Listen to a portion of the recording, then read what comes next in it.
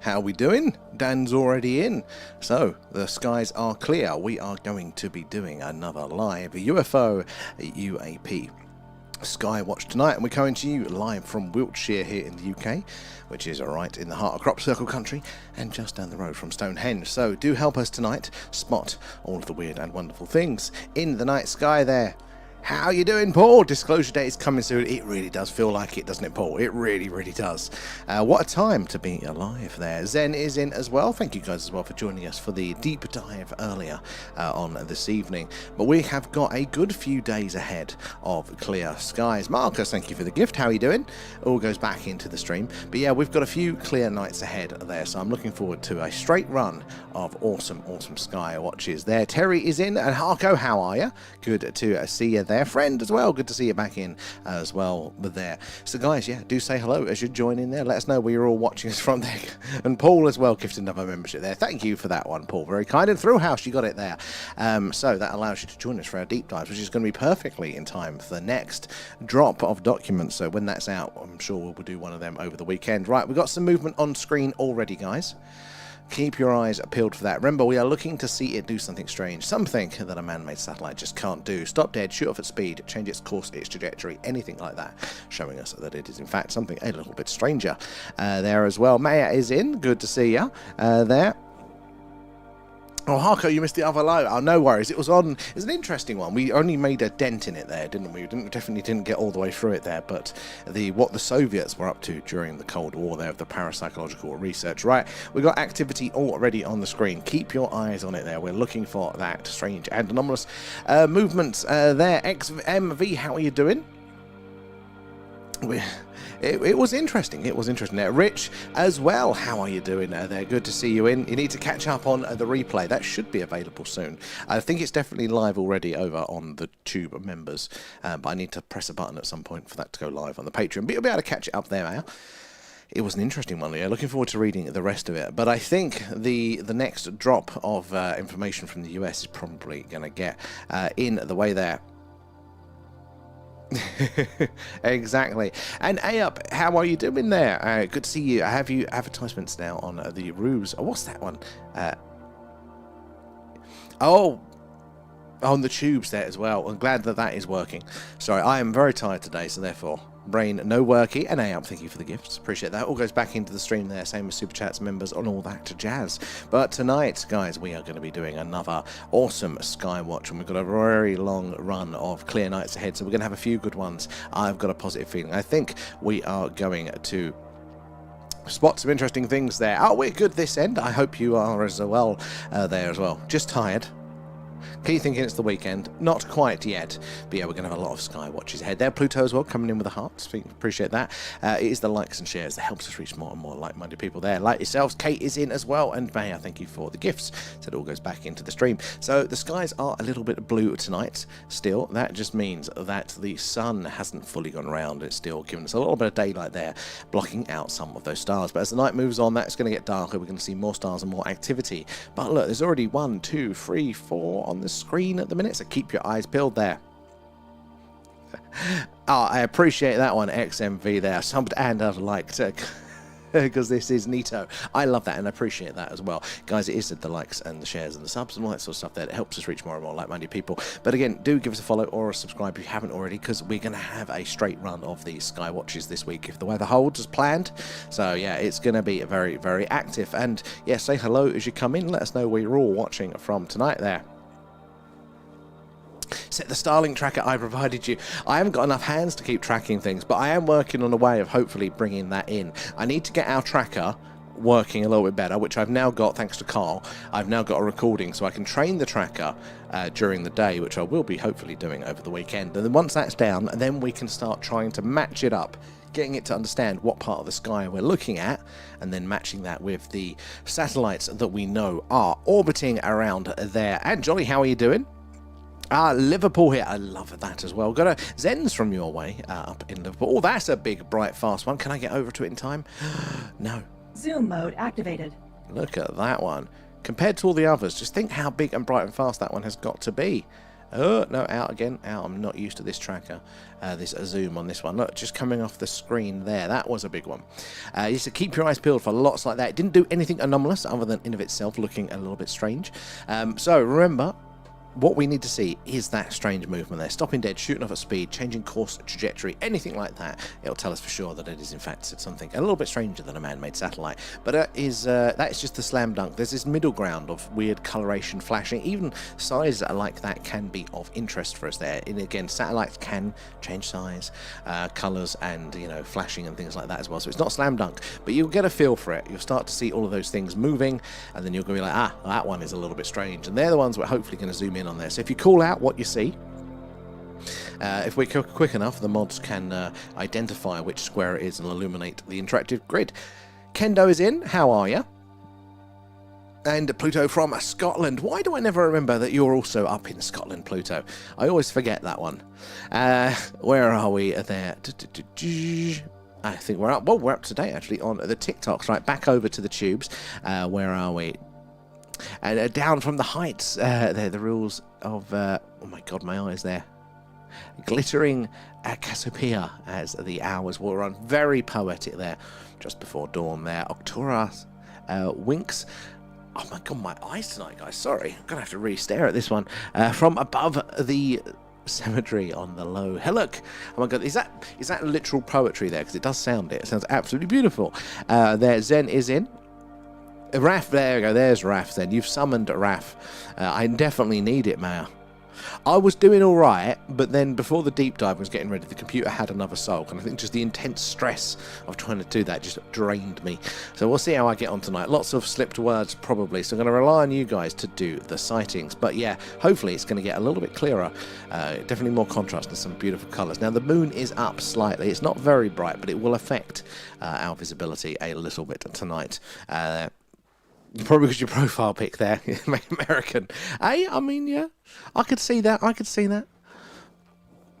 glasses choose. I've still got my contacts in. That's the joke of it. And Adele, how are you doing? Oh, have you not seen the new layout? Yeah, this is the new layout. Adele, you've got to check it out over on the tubes. And that goes for anybody on the TikTok, right? The tubes, the horizontal version is much, much better. You get lots more analysis. You've got obviously local weather, solar wind speed, things like that. And yeah, you can see more of the sky and less of me. So definitely check it out over there. That's getting a shopping list now, Mayor, isn't it there? It's not even... I've forgotten what day it is. And... changing my pick to something more Scottish there. Scottish Alan is a good shout there. We've got a Scottish Alan in the colouring book, and oh, you got to check it out, Del. It's really, really good. And it's, oh my god, it's Thursday. Still another day in the week then.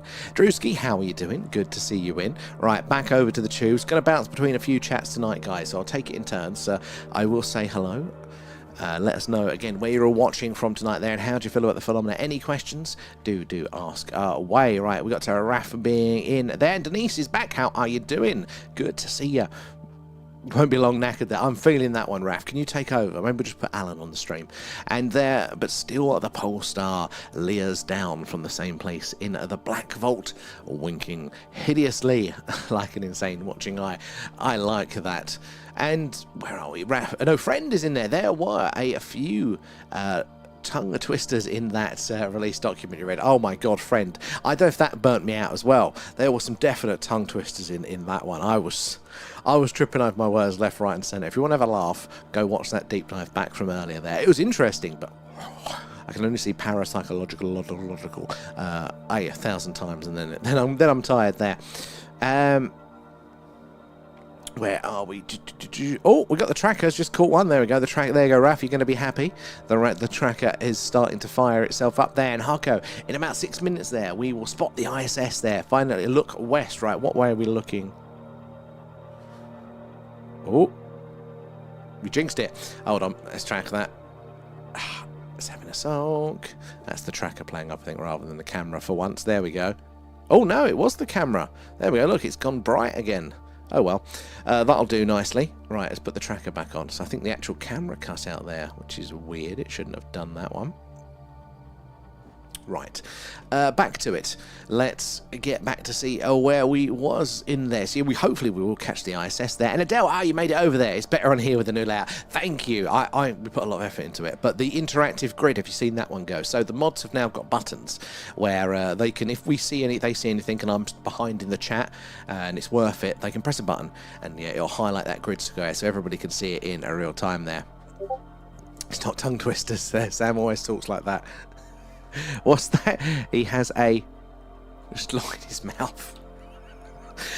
Okay, fair enough. Yeah, no, I do. I'm often tired, that's why. Right, back over to the TikTok there. Let's have a look. We got to our shopping list of Prozac there. Oh my God! Right, okay, we're turning the tracker off. That has had a right soul. What is it? What's it trying to do there? Oh well, we'll try it back when the contrast is a little bit better there. Raf, you won. Back at 27, at least there. Anyone else seen Sinners? I haven't, but I've heard good things there at Pluto. And the tubes is better for view. The Tox is better for the interaction there. So the pro move, tubes on the TV, or the projector. Now that is pretty cool. I've seen a few pictures from you guys there. Projector, and then it's the chat on the phone there. If you are just joining us, guys, we're doing a live UFO UAP Skywatch tonight. So these are the skies alive over Wiltshire here in the... Oh, there's a Starlink train. Here we go. Look at that one. Right, let's zoom in on this bad boy. Right, zoom this way. There we go. Look at that one. Now that is pretty cool. It's quite a long one. Either that or the invasion has started. Right, either way, that's pretty cool to see, isn't it? Look at that. Don't need the aliens necessarily to be interested. Right, zoom back out. I'll zoom in on here, so we're going to catch it coming into shop. So it's interesting how they don't all necessarily equally spaced. Look, you've got these ones that are equal, then it's a big gap, then a stutter and start, and then there's a long one there, so that must mean that those few are really, really close together. There, this one here. And again, another big gap and some others coming up the rear. Right, let me zoom back out on that one. Now, as you notice, it's very bright. It is dark for us here on the ground, but the sun hasn't fully gone around. So this lens letting in a lot of light so we can see those stars is still letting in a bit of daylight. But as the light moves on, we are going to see less and less of that blue, more dark, more colours of those stars. So do hold on. It's going to look pretty good there. Or he missed most of it there. So Sun decided to flood his bike. Oh, with a jet wash. Well, I imagine you are pretty mechanically minded there, Kate. So I'm sure you got that sorted there. He couldn't get any speed in the way. And just a solo, how are you doing tonight? Thank you for the follow. Where are you joining us from tonight? Guys, do make sure you're following, subscribed, whatever it is, wherever you are, because we're going to have a whole run of about 5 or 6 days of clear skies. And it's going to be a heat wave. You're not going to sleep anyway. So do join us here pretty much every night. About 10:15 UK time, you're going to be doing these UFO UAP Skywatches. And when the clouds do roll back in, we'll do an alien radio signal hunt. There, we listen on what's called the hydrogen line, and that is the channel in the radio dial that scientists theorize that if ET's out there, this is where they'll put the message there. And if the moon is up and I can be bothered, we do that. We see all the craters, the details, talk about how weird some of those sightings have been on, off, and around the moon. So yeah, we're always doing something for ET there, and also the deep dives go without mentioning that. Like, I can use my magic mum powers to make his motorbike work. Well, it just shows you what a good job you've done with the magic mum stuff, because if he thinks you can, Drewski, love that. He's playing Cat's Cradle. It does look like it a bit. And maybe the tracker knows something. We don't. It's like when your cat notices something in the, in the corner of the room and you can't see it. Maybe the tracker is actually so good. That's what we're going to say. The tracker is so good that it's picking up on all of the ET stuff there. It looks like a plunk. It did a bit there. And the sky is now so very bright. You're not wrong. Hopefully, well, it will get darker though, guys. That was a big one there. And Ali, you doing my opinion? Thank you for the gifts there, Maya, as well. Appreciate that. All goes back into the stream there, same as super chats and members, helping us improve what we do. And the Starlink was a good shot there. About as welcome as an executive order from Trump, unless it's releasing the alien stuff. Then we're all about that. And Joseph, how are you doing? Anything new? I mean, just the normal. I say the normal. It's far from normal, isn't it? But all of the stuff that's getting released at the minute, I mean, it does feel like we are in a very special time. DJ, thank you for the gift. How are you doing? Good to see you there. You've never seen Starlink? Hey, how have you not seen Starlink on the stream? Tubers, I'll get over to you guys shortly there. And is that True SETI there? A huge satellite array that isn't Starlink has been flying over our heads for months. Oh, okay. Is that one of the Chinese ones? Probably don't think it's going to be the Amazon one. Because yeah, you're right. It's not just Starlink that's going to be doing these big constellation networks. Is it there? Who was that one there, True, as well? That's interesting. And if the moon's up and I can be bothered, should be on a t-shirt. I've given up saying that we're always going to do it. The whole point we do the moon stream is because it gets so bright with the moonlight that it does bugger up doing the normal sky watches. And the moon is cool, but it's such a pain to keep track of. We've got this intermittent pan and tilt motor for the camera, and it's manual, and it's a right pain in the ass trying to do it and line it all up there. One day we will upgrade there. We missed you guys. Oh, we definitely missed you too, DJ. Hope you have been well and doing lots of exciting things there. Loving stickers, Maya. And right back over to the tubers. Where did you guys get to? We got to the ISS from Harco, and niceness there, and vibes. Sometimes when it's cloudy I can sleep. Sometimes in the summer though, when it gets darker later and then you've got to get up for work, like, man, I do not get the time. I'm partly looking forward to the clear skies over summer, not looking forward to the sleep deprivation though. And Paul, how you doing there? We are good here tonight. Wonderfully clear sky, and what more could we ask for? Hope you are well there. Rusco 2 there. Have you watched the new S4? I did, and I very, very much enjoyed it. I can't wait. Apparently they're going to release the actual S4 facility as a sort of a video game VR experience there that you'll be able to walk around, because they designed it in a video game engine for the film. That's how they do a lot of these films. Very clever these days, but apparently they're going to do it as a thing that you can download with your VR headset, so I'll have to get a VR headset. But we'll plug you guys in at the same time. We'll go, oh, what's over in that corner together? We'll do a walkthrough. And Private Tomcat, how are you doing there? Harco as well there. The ISS is now visible in the sky, west moving east and low on the horizon. So might not, because we're a bit higher up, because I've got houses there. Might catch it. Let's keep a good lookout for that one. Good spot in there, Harco. And Santa going for a joyride. Actually, now wouldn't that be good for our Santa Watch stream? Catching a Starlink over there. And Adele never seen Starlink before now. We've been lucky that we've caught it a few times. We've caught it very, very close together. We've caught it kind of like it was tonight, and we've also caught it further apart. And every time it is absolutely amazing to see there. And just a friend as well. Well, I'm glad, and Denise too, that you guys we all got to share that one together there. I mean, yeah, you don't need the aliens. Space is absolutely phenomenal. I did see Vega up nice and bright earlier as well. Now, it's a little bit over the town, so we probably won't catch it yet, but Vega is our companion star during the summer there. We have it in the middle of the screen, big, bright, beautiful purple star there, and it is amazing. So I think it's Octorus is that one there if you're on the TikTok, and it's up there if you're on the tubes, which is not as big and bright and beautiful, but it's still pretty cool. But yeah, that'll be keeping us company over the summer months there. Right, where did we get to? The saying is really a good life motto, though, if I can be bothered there. Oh, the ISS has got... Oh, I missed it, Harker. Sadly, we didn't quite catch it, but we will catch it. We caught it the other day, didn't we?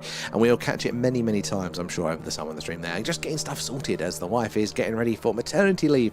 Oh, my God. DJ, like, the idea of that just stresses me out. I keep having stress streams about that sort of stuff, and we don't have kids.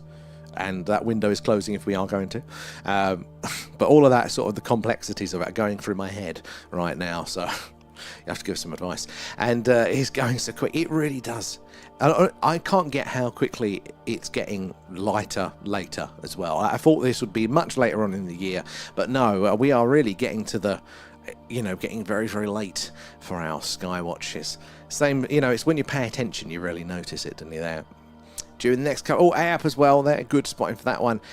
And what's that one? And because there I saw something bizarre once in the sky, and I'm wondering if you could help me understand what it was. 100% Ark, do tell us. We would love to hear a little bit about that one. That is my favourite part of the stream, actually, is when you guys come in and you share your accounts with the phenomena.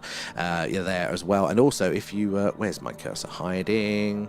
Wrong one. I want to just check on, make sure the YouTube is still all running. I think it's still running. Yep. Always have a slight heart attack. Computer issues at the minute. But yeah, my favourite part is hearing from you guys there. We've also got a Discord community, which everybody's welcome to join. It's totally free there, but it's got a personal experiences section where if you type it in there, then it will it will stay there all of the time, images and videos too, or you can just read through everybody else's. You're all welcome to join, link in bio for that one. But yeah, tell us a bit more. I'm bouncing between the few, so it's going to take me a second there. But DJ coming in, feeding thanks, Alan, guys. Thank you for all of those. It all goes back into the stream there, and tapping is clapping. Thank you, Maya. Again, it is those likes and shares that help us reach more and more like-minded people like yourselves. And you never know who's going to come in, just like Ark. They are going to come in and share their experience with the phenomena, as in helping us all understand a little bit more about this, about our place in the universe and how it all works there. And hydration reminder, thank you there. Oh, and yeah, so the grid gets very, very faint, Harko, at the minute, and where it's gone bright, the YouTube grid is kind of blurred out of it a second. I'll have to change the settings, but it will be getting darker slowly. I saw a flash of green shoot through the sky, and it was strange there, maybe a meteorite. Oh, it definitely could be with that as well. And we might see a few tonight there. Every now and again we do catch a good few ones, and green is an interesting colour there because... So from the meteorite, you definitely can get green meteorites that burn up green, depending on what they're made up of. But you also get, and TJ, thank you for the cake, it's very kind. But you also get as well interaction with the atmosphere green, but also green is one of the colours they do theorise might be created by a potential warp drive being used there. And there is some science behind that, it's not just rambling there. Some very clever mathematicians there did have a look, did the maths, figured out what it might look like to us. So it could be anything there. I mean, most likely, probably in the meteor category, more common than you'd think. But only you're going to know, really. You know, you'll have your gut feeling there. But hang around and see if we get a couple tonight, and you might be able to go, that looks like it, or maybe it looked a little bit stranger there. But I love that experience, and thank you for sharing it there. You see it there, but I've come out of your damn eyes. Oh, you caught it though, Kate. Oh, lucky there. Oh, Dan, thank you for the gifts, and Harko as well, and DJ for the other ones. I totally missed those, and Nick too as well for those. Appreciate that, guys. All goes back into the stream. Where did we get to in the TikTok chat? We got to Kate seeing it there, loving the stickers, Mayor. And Rachel's in, how are you doing there? And Ben, good to see you as always. Nick, how are you tonight? Welcome aboard. If you are joining us, guys, we're doing a live UFO UAP Skywatch, and we're coming to you live from Wiltshire in the UK, which is right in the heart of Crop Circle country and just down the road from Stonehenge. So these guys have a history of the weird and anomalous, so keep your eyes peeled. Let us know where you're all watching from tonight, and yeah, let us know where you're all watching from. That's a big bright one, isn't it, there? And tell us how you feel about the phenomena, and we'll get around to you in a bit there. And it's disappeared, but at least you caught it, Kate. And where are I? This happened years ago, but it was a flash of green while stargazing. It's the only thing I've ever seen. I hadn't actually had any anomalous Zoom mode activated. experiences with the UFO sort of side of things. So this is, look at the comparison between the brightnesses of these two here. Again, nothing necessarily anomalous about that in of itself. We've got to look for, you know, extra behavior there. So really we want to see it. Sorry, guys. What's going on? We're zooming in. Where's my cursor? What's going on? Sorry, we had a bit of a mouse malfunction. There it is, right, it's on that one, and then, right, zoom out. There we go. Sorry about that one. The zoom. I need to rethink how we do the zoom. There it is, it's still on the screen, it's there. Right, but yeah, so we need to see it stop dead, shoot off at speed, change its course or its trajectory, anything like that, or tell us that it's in fact something a little bit stranger there. But yeah, no, I hadn't had any sort of UFO experience directly until doing this stream. So if you hang around, you'll definitely catch some experiences there as well. Oh, for sake, what is it tonight? Right, hold on, right, we're going to get rid of that one. You can off, right. Oh, the camera keeps resetting itself. I wonder if it's overheating. Interesting. But anyway, there you go. Look, it's darker again now. We'll leave it there and it will just continue its sulk. But yeah, do let us know, guys, if you've ever had an experience yourself. We'd love to hear about that one. Drewski and Nick there, thank you for the gift there. Rachel there, someone told me something really interesting on here. Oh, let us know there. And Lorraine coming in with the shares. Guys, it is those likes and shares that helps us reach more and more like-minded people like yourselves. The more eyes and minds on the phenomena, the more we can all piece this puzzle together. I was lucky to catch it as the other side of the skies, all clouds. Sometimes it just aligns as well.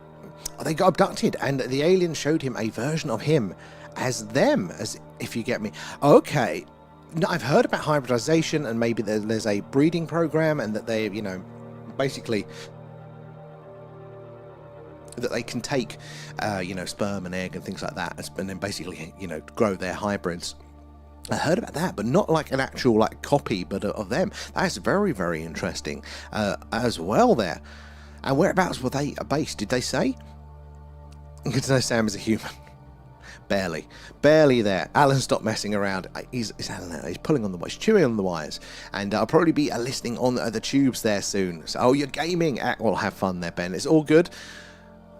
And Ark as well, thank you for the follow, appreciate that. So guys, do make sure you're following and subscribed. We do something like this every night, and we have got a good run of clear skies coming up this week. About 10:15 UK time, we'll be live there, but yeah, make sure you subscribe, get the notifications of when we go live there.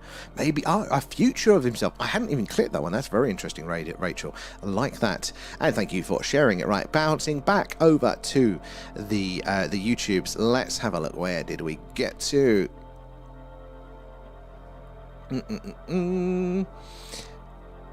Scooby, baby. Oh, so no, not yet. We're just thinking about it at the minute. But thank you. That's very kind. No, we're at that point of going right. If we are gonna, we're not got along. So it's kind of the, are we responsible enough? No is the answer to that. That's where we're at there. But thank you, Scoopy. And 45 watching and 17 likes there. Thank you, Raf, for keeping on top of that one. Yeah, it is the likes and shares, guys. We do appreciate that one. And Susie is in as well. Oh, good spot in there, friend. And Wiseman as well there. My daddy used to laugh at my interest in UFOs back in the 90s until he was on nights at the East Ham oil refinery and saw a green ball of light come up out of the Mersey and fly off over the water. So that is such an interesting story. And you know what? I think so many people have those experiences. We're kind of seeing as well in the mainstream now. Like I've said this a couple of times, but old Neil deGrasse Tyson, mainstream science communicator, very cynical, very piss-takey around the UFO stuff, just coming out now with a book talking about how plausible it actually is. Totally changed his tune, right in line with how everything's happening there. But sometimes, you know, look, normal mainstream society doesn't have a way for those things to exist, for the weird, for the paranormal, for the things that don't quite, you know, fit to the normal explanation. So most people just go, oh, well, it's not true then, if society hasn't got an explanation for it there, until they see something themselves. And then it is that, how does this fit into my understanding of reality? So a lot of us there, that's a brilliant one. Wise man said green or coming out of the water. There's nothing, especially back then as well, that could have emulated that. We're hearing more and more about this USO side of things, this water interaction. So, you know, that actually ties in with that there. And Scooby as well, new videos and files dropped today. Were they today? I heard that, I didn't know it was actually tonight. Oh, there we go. Right, we will be doing another deep dive again soon, guys. So remember, members, Patreons, you'll be able to join us for when we do the proper look into those, as we did for the first file drop. So yeah, we'll let you know when that one is going to be. Thank you for the heads up there, Scooby. Where did we get to? Back into the chat. No, we got there, didn't we? And one's cool, don't have twins. I'm kind of of the theory that, you know, if you're going to have one, you might as well have 5, and then they can just fight amongst themselves. But I'm thinking, Kate, that maybe that's not how it works. And 10,000 now. Thank you there, Harko there. Single-handedly putting the likes up. I do see the hearts popping up. We do appreciate that. So it is how we meet all of you guys, how we build our little community of Skywatchers, and how we hear all of these interesting accounts with the phenomena, but also people's actual life experiences. Their skills come into play, helping us understand how to hunt and refine our search. And out there, no one is ever mature enough to have kids. But this is me. This is me. And Rachel, yeah, it was the tall greys of the Octorans there.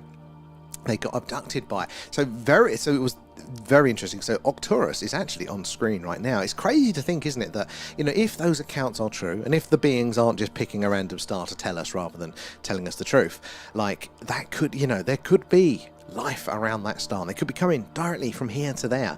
A lot of movement on screen. There's a very, very bright one, fast one coming in from the top side there. Just going to go past Octorus in a second, so keep spotting there. Nick and Livs, how are you doing again? Good to see you there. Josie as well. Thank you for the gifts, guys. Drewski as well there. And Thomas, they say the US government retrieved crashed UFOs with different types of aliens. So this is what's going around. Long been speculated that to be the case. I think we're on the cusp of having that official recognition, which is going to be fantastic there, Thomas. How do you feel about that? What's that one? What's that on my head? Thank you there, DJ. Coffee and something there. The YouTube's going, what's he talking about? It's all the animated emojis that come up there with the gifts, guys. And you disagree strongly, I imagine, Kate. The tall greys or Octorus. Oh, so they are the same.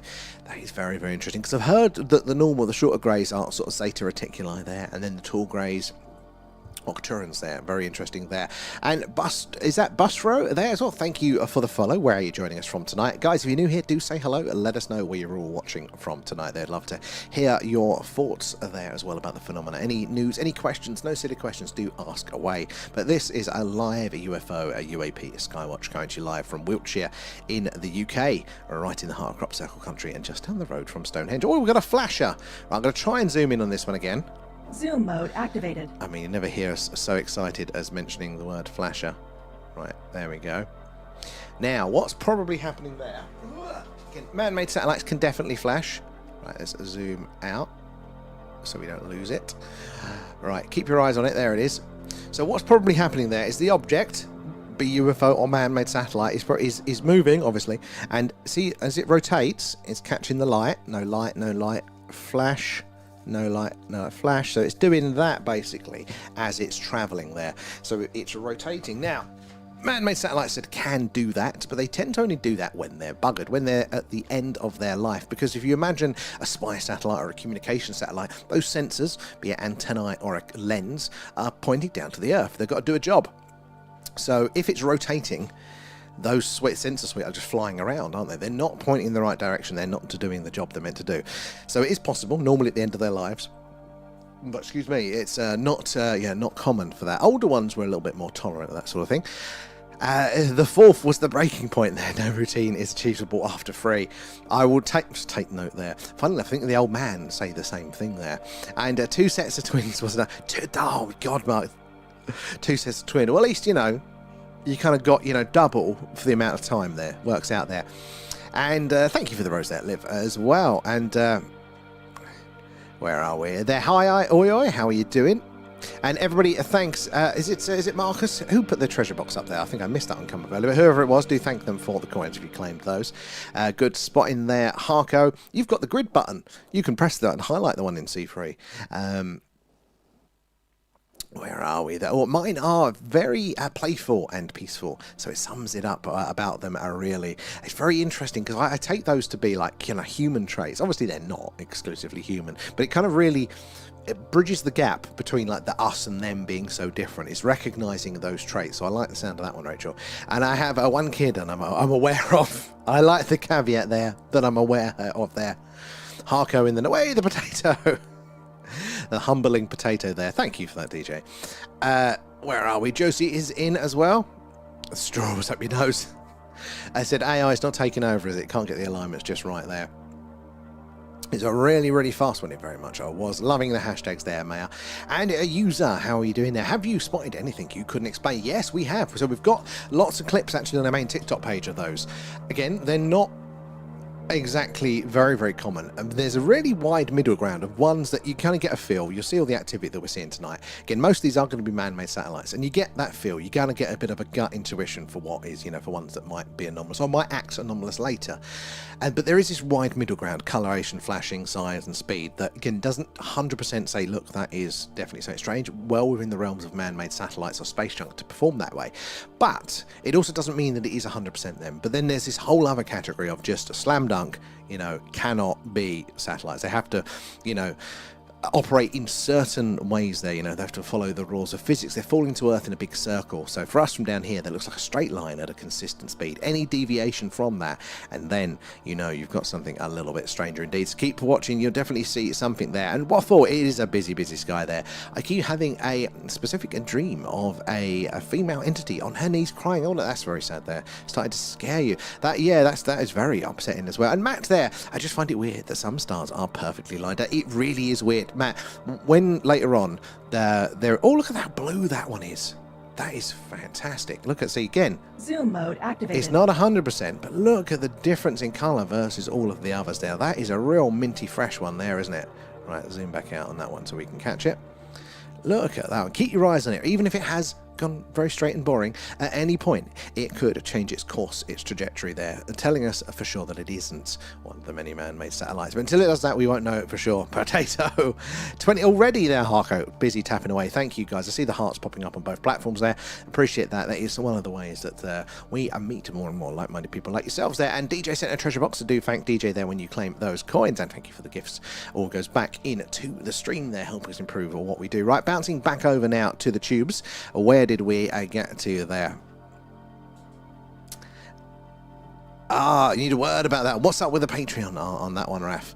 Where are we? It's tumbling debris. That can definitely be one of the things up there that we do have to filter out there. We have to be realistic. There is a lot of junk up there, guys. A lot of junk. But there is sort of, the larger junk is normally further out there. And they're the ones that are like most highly reflective. But be it space junk, or be it man-made satellites, they've all got to follow that falling to Earth. So consistent speeds and trajectories. That's why we're really looking out for that interstellar handbrake turn. We need ET to realise he's left his keys at home right over the camera and do a zigzag on the screen. Something like that is a slam dunk for us there. But anything in between, again, yeah, you can be explained away.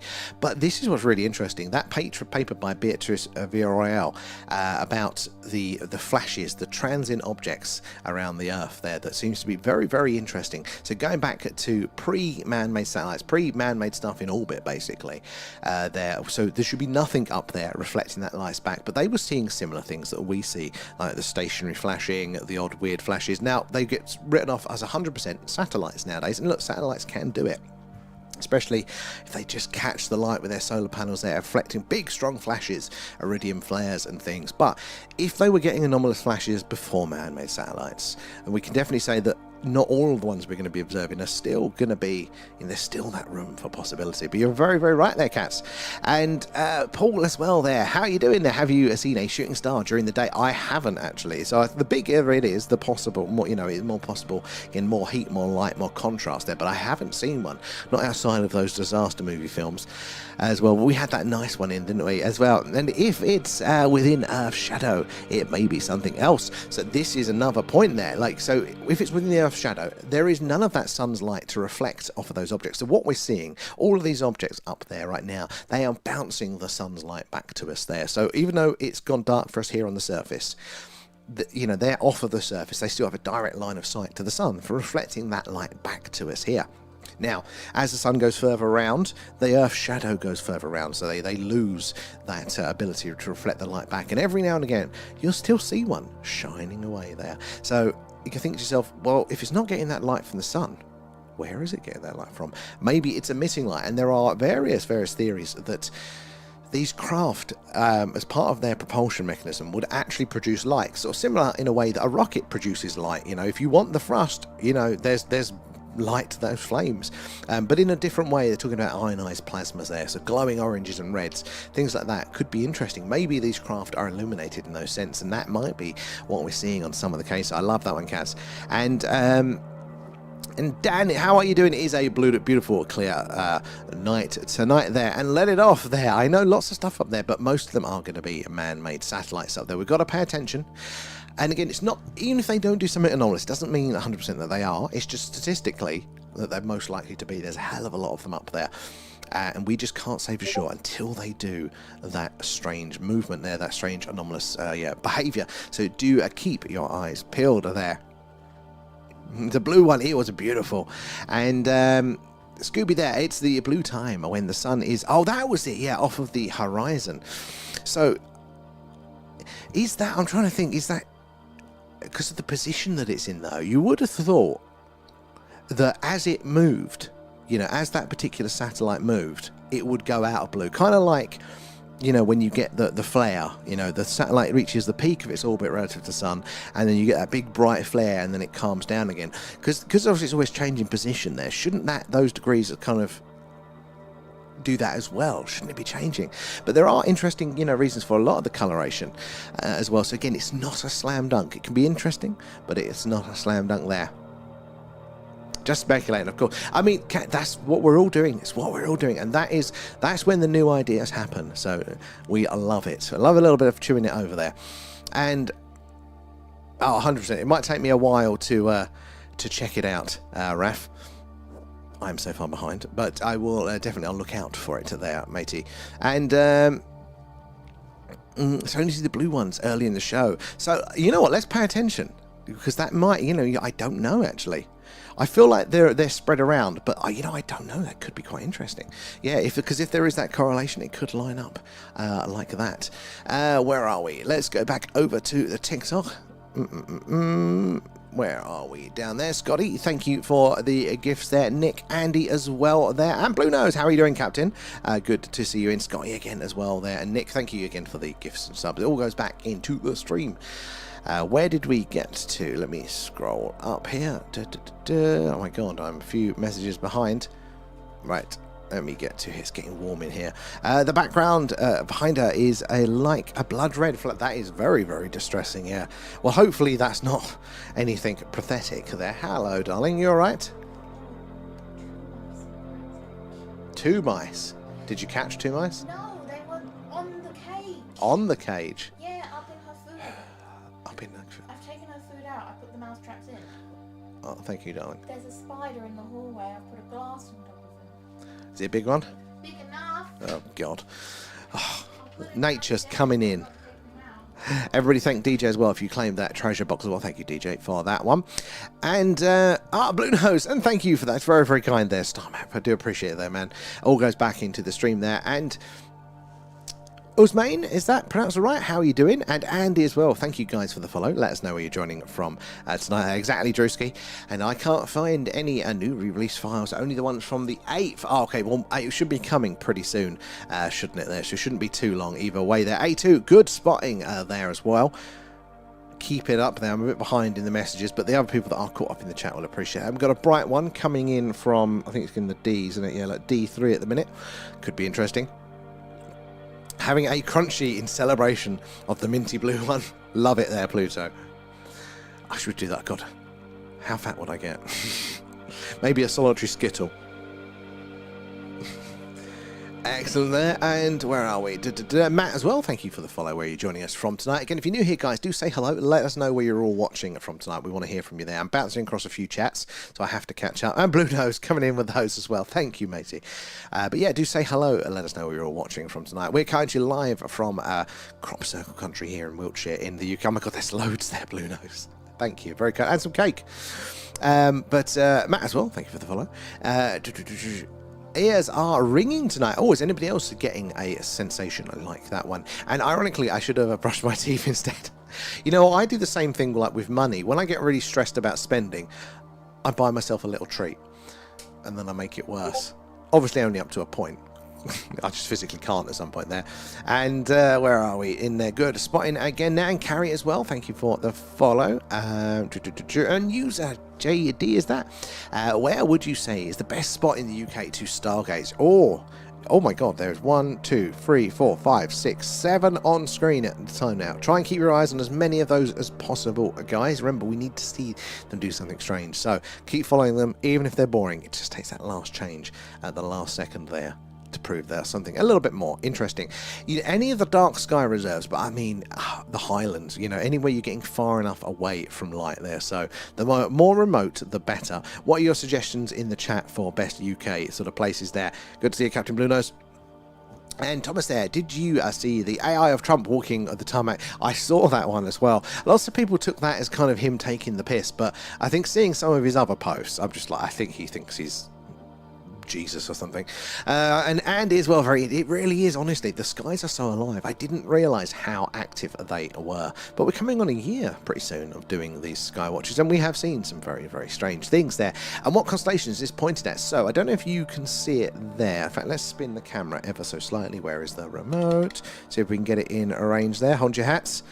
It actually worked that time, right? That little dot there from the on the vertical on the TikTok, that is Arcturus. So basically look at Arcturus and then turn it like that. You know, that's how you guys are seeing. So I can't remember what constellation it is.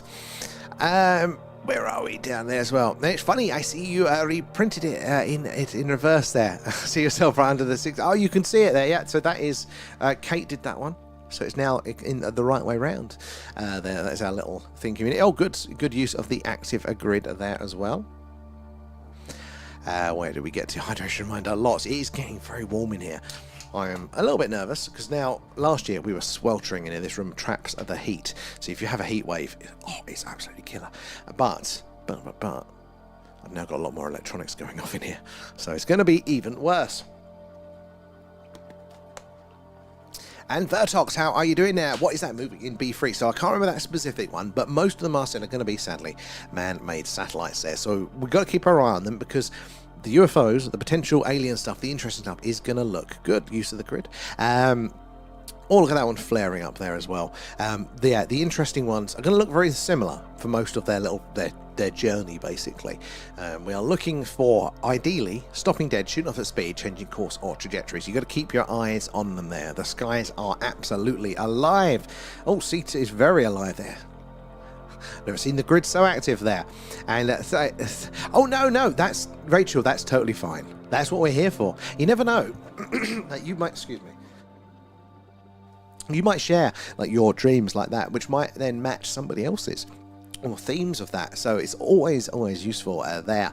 And Nick as well coming in with the shares. It is the likes and the shares, guys, that helps us reach more and more like-minded people there, like yourselves. Again, the more eyes and minds on the phenomena, the more we can all piece this puzzle together there. Vertox as well there, thank you for the follow. Here's getting to Bruno's gifts there.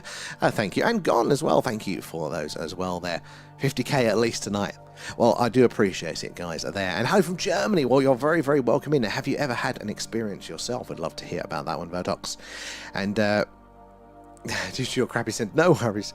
And Pluto, I do the same with spending Sam. It's like admitting defeat. It really is. It's like, well, if I'm feeling this sad, I want something to show for it. Yes,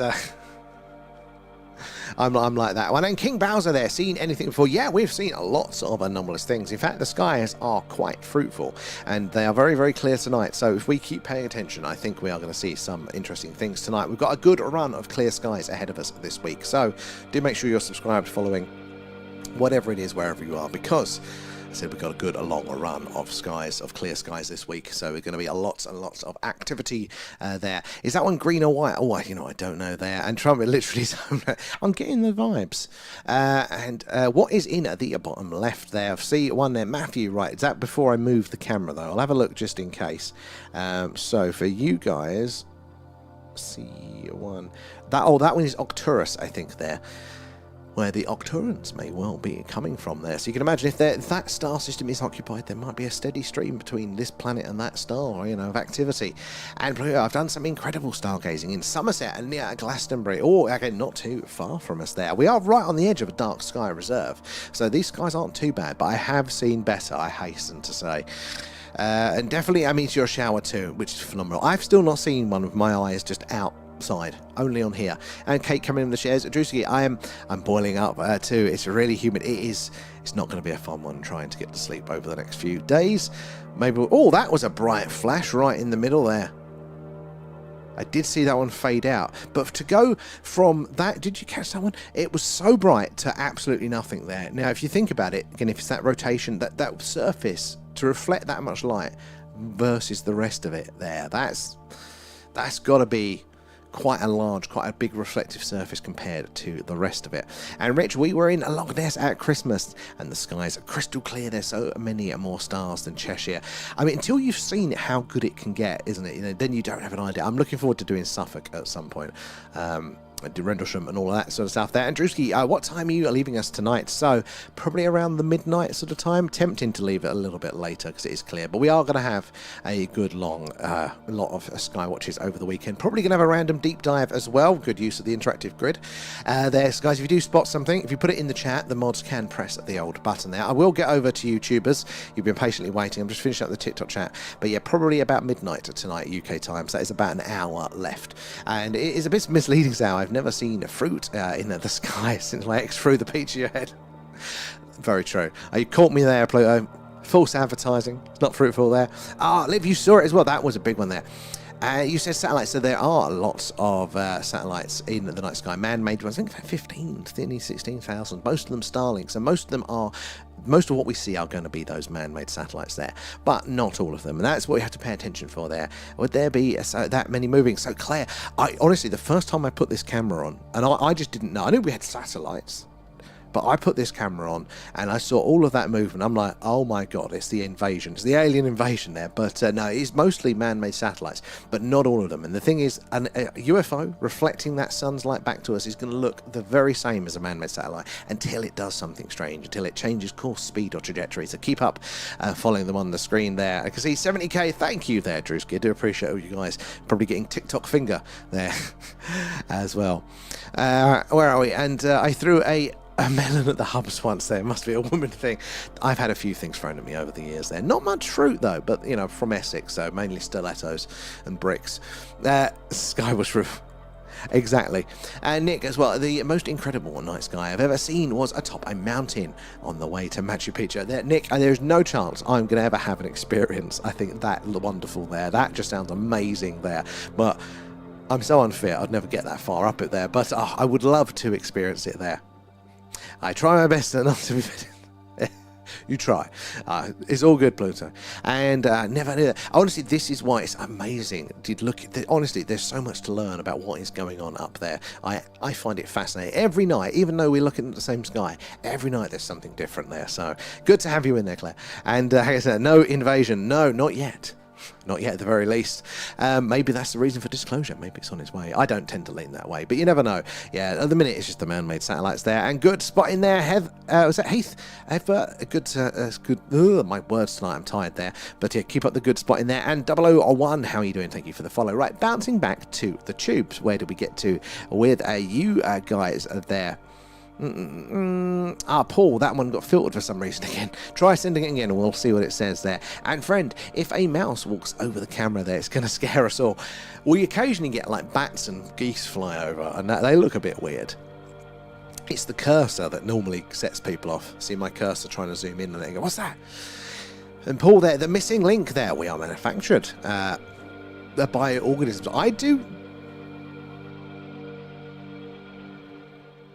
Excuse me.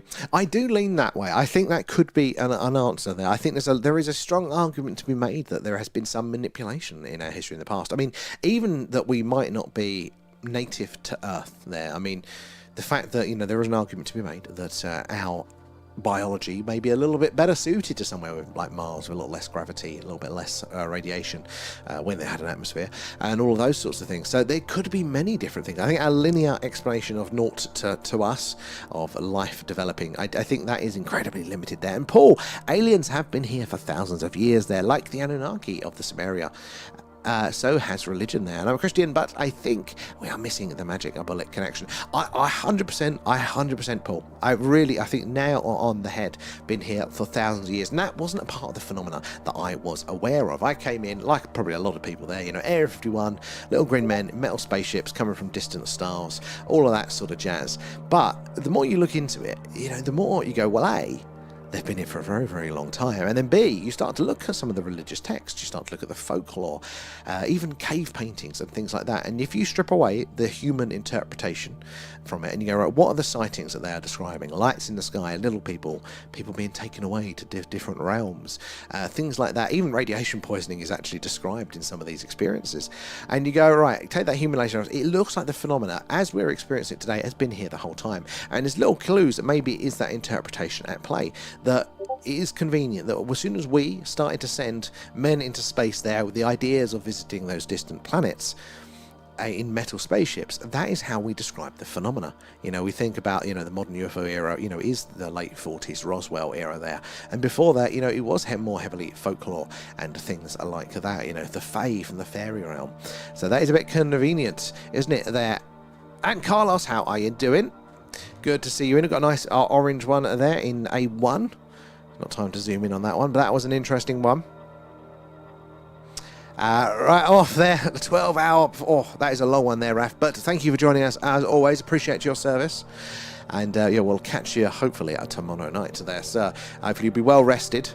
Ready for a long weekend of skywatching there. And Tigger, how are you doing? Thank you for the follow. Now, tubers, it doesn't actually tell me when you guys subscribe. It does on the TikTok, but not for the tubes. You have to let me know manually if you're new to our club.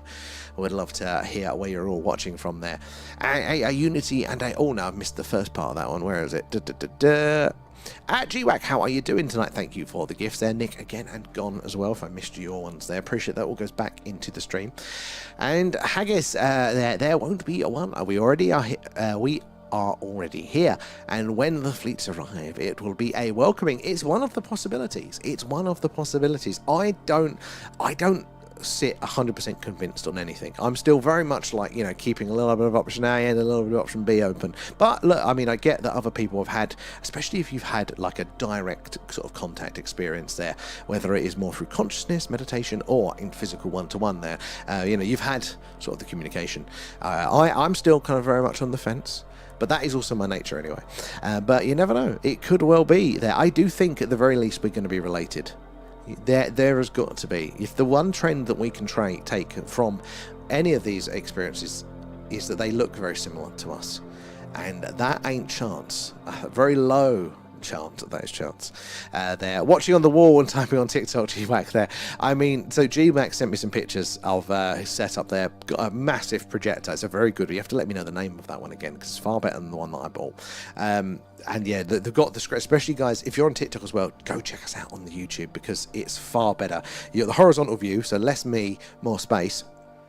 And you've got all sorts of analysis going on, solar, wind speed, information on weather, and all that sort of jazz. More sky, and it's round the right way as well. But you see it projected on the wall, it looks like mission control. It's absolutely awesome there. So that's the pro move. Get the projector there. Loving the hashtags, Matt, and the stickers. And UAP files, how are you doing there? It's all down to a better than a speed of a light travel. This is the thing. With these distances, even at the speed of light, the speed limits of the universe there, you're still talking a very, very long time away. So, for example, I have no idea how far away Arcturus is, so I can't tell you there, but we'll say 500 light years. It's not going to be that, but 500 light years to that star. In fact, let's get it back in range. Hold your hats. There we go. There's a bright one coming into range. Right, so where's my cursor? Right here. So Arcturus here, say 500 light years away. That means that that light that we are looking at tonight there, that's a nice bright one coming in, but that light that we're looking at that's travelled uninterrupted through the depths of space there, right into the Earth's atmosphere, into the camera lens, and down the wire to you. It's taken 500 years to reach us. And if we were to send a signal to them, it'd take 500 years to go back. And that is at the maximum speed limit of the universe. So the only way that the universe becomes navigable, really, in any practical sense, is if there are some ways to bend those rules. Maybe warp drive or wormholes. Now, they are theoretically possible. Some very clever mathematicians and scientists have figured out how you can do it. We just need a hell of a lot of energy, which we don't have, so we can't do it. But maybe that is how the craft travel these vast, vast distances. And there is an argument to be made that actually we are seeing some of that activity in action. They've been able to say, look, this is what we think it would look like, and match that then to excuse me, where's my thing gone? There it is. And match, you know, that to the observations of what people have seen, and we look like we're seeing the effects maybe of those things are being used there. And UAP files, thank you for the follow there. I'm a Palladian starseed. I've heard a bit about the starseed sort of thing there. And where am I galactic fan? There are a few. And nearest star is 300 light years away. I think it's is it Proxima Centauri at 4.2 light years away, which that is close. That's obviously our next door neighbor, but these are still distances. Isn't it like a minimum of 6,000 years at our current rocket technology to get a spacecraft only those few hundred light years to our next neighbor? Now, they are thinking of things like light sails, where basically you shoot a laser at a very light object and that can get it much closer to the speed of light. But these are very, very far distances, you know, that are involved there. Might be able to send a probe there in a more reasonable time frame, but yeah, you know, unless there are ways of bending the universe. You've all seen the folding of the paper and poking the pencil through it. You know, that's what a wormhole is, and that's what they mean. They're bending space around, and you're, you know, bypassing these sorts of things there. So stargates, that's something that I really, really do find fascinating. And the Egyptians used to talk about literal stargates, not metaphorical, not symbolic, not religious. Literal stargates. You go through that gate, you end up in that star system over there, which I find very, very interesting there. And humans will be dead there before aliens have seen us. Well, definitely if we're talking about conventional propulsion, I like 100%. I don't think it's possible there. And JKW there. So you think this planet is a prison to the human race? I've heard that one, and maybe it's possible. I think I would, if there is some sort of active containment going on. I think that's possibly going to be more like from an anthropological point of view, like we're a bit of a zoo. Maybe it's like, don't mess with them, we want to see what the monkeys do, that sort of thing, rather than like, you know, we've got bad souls or whatever it is there. Like, I'm not saying I don't know, but I lean more towards those sorts of that sort of way personally there.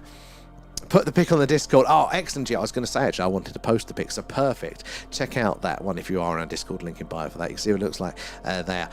But why? But see, that's the question. But why? Why would they do a lot of these things? And I think that's the question that we need to ask with any of these things here. But why? Why does it make sense? And does it make sense from a human perspective, from a human point of view? There's a lot of these things, that theories that are out there that make sense, again, from that human point of view, from us being here on Earth with the pressures that we have and all of that sort of stuff.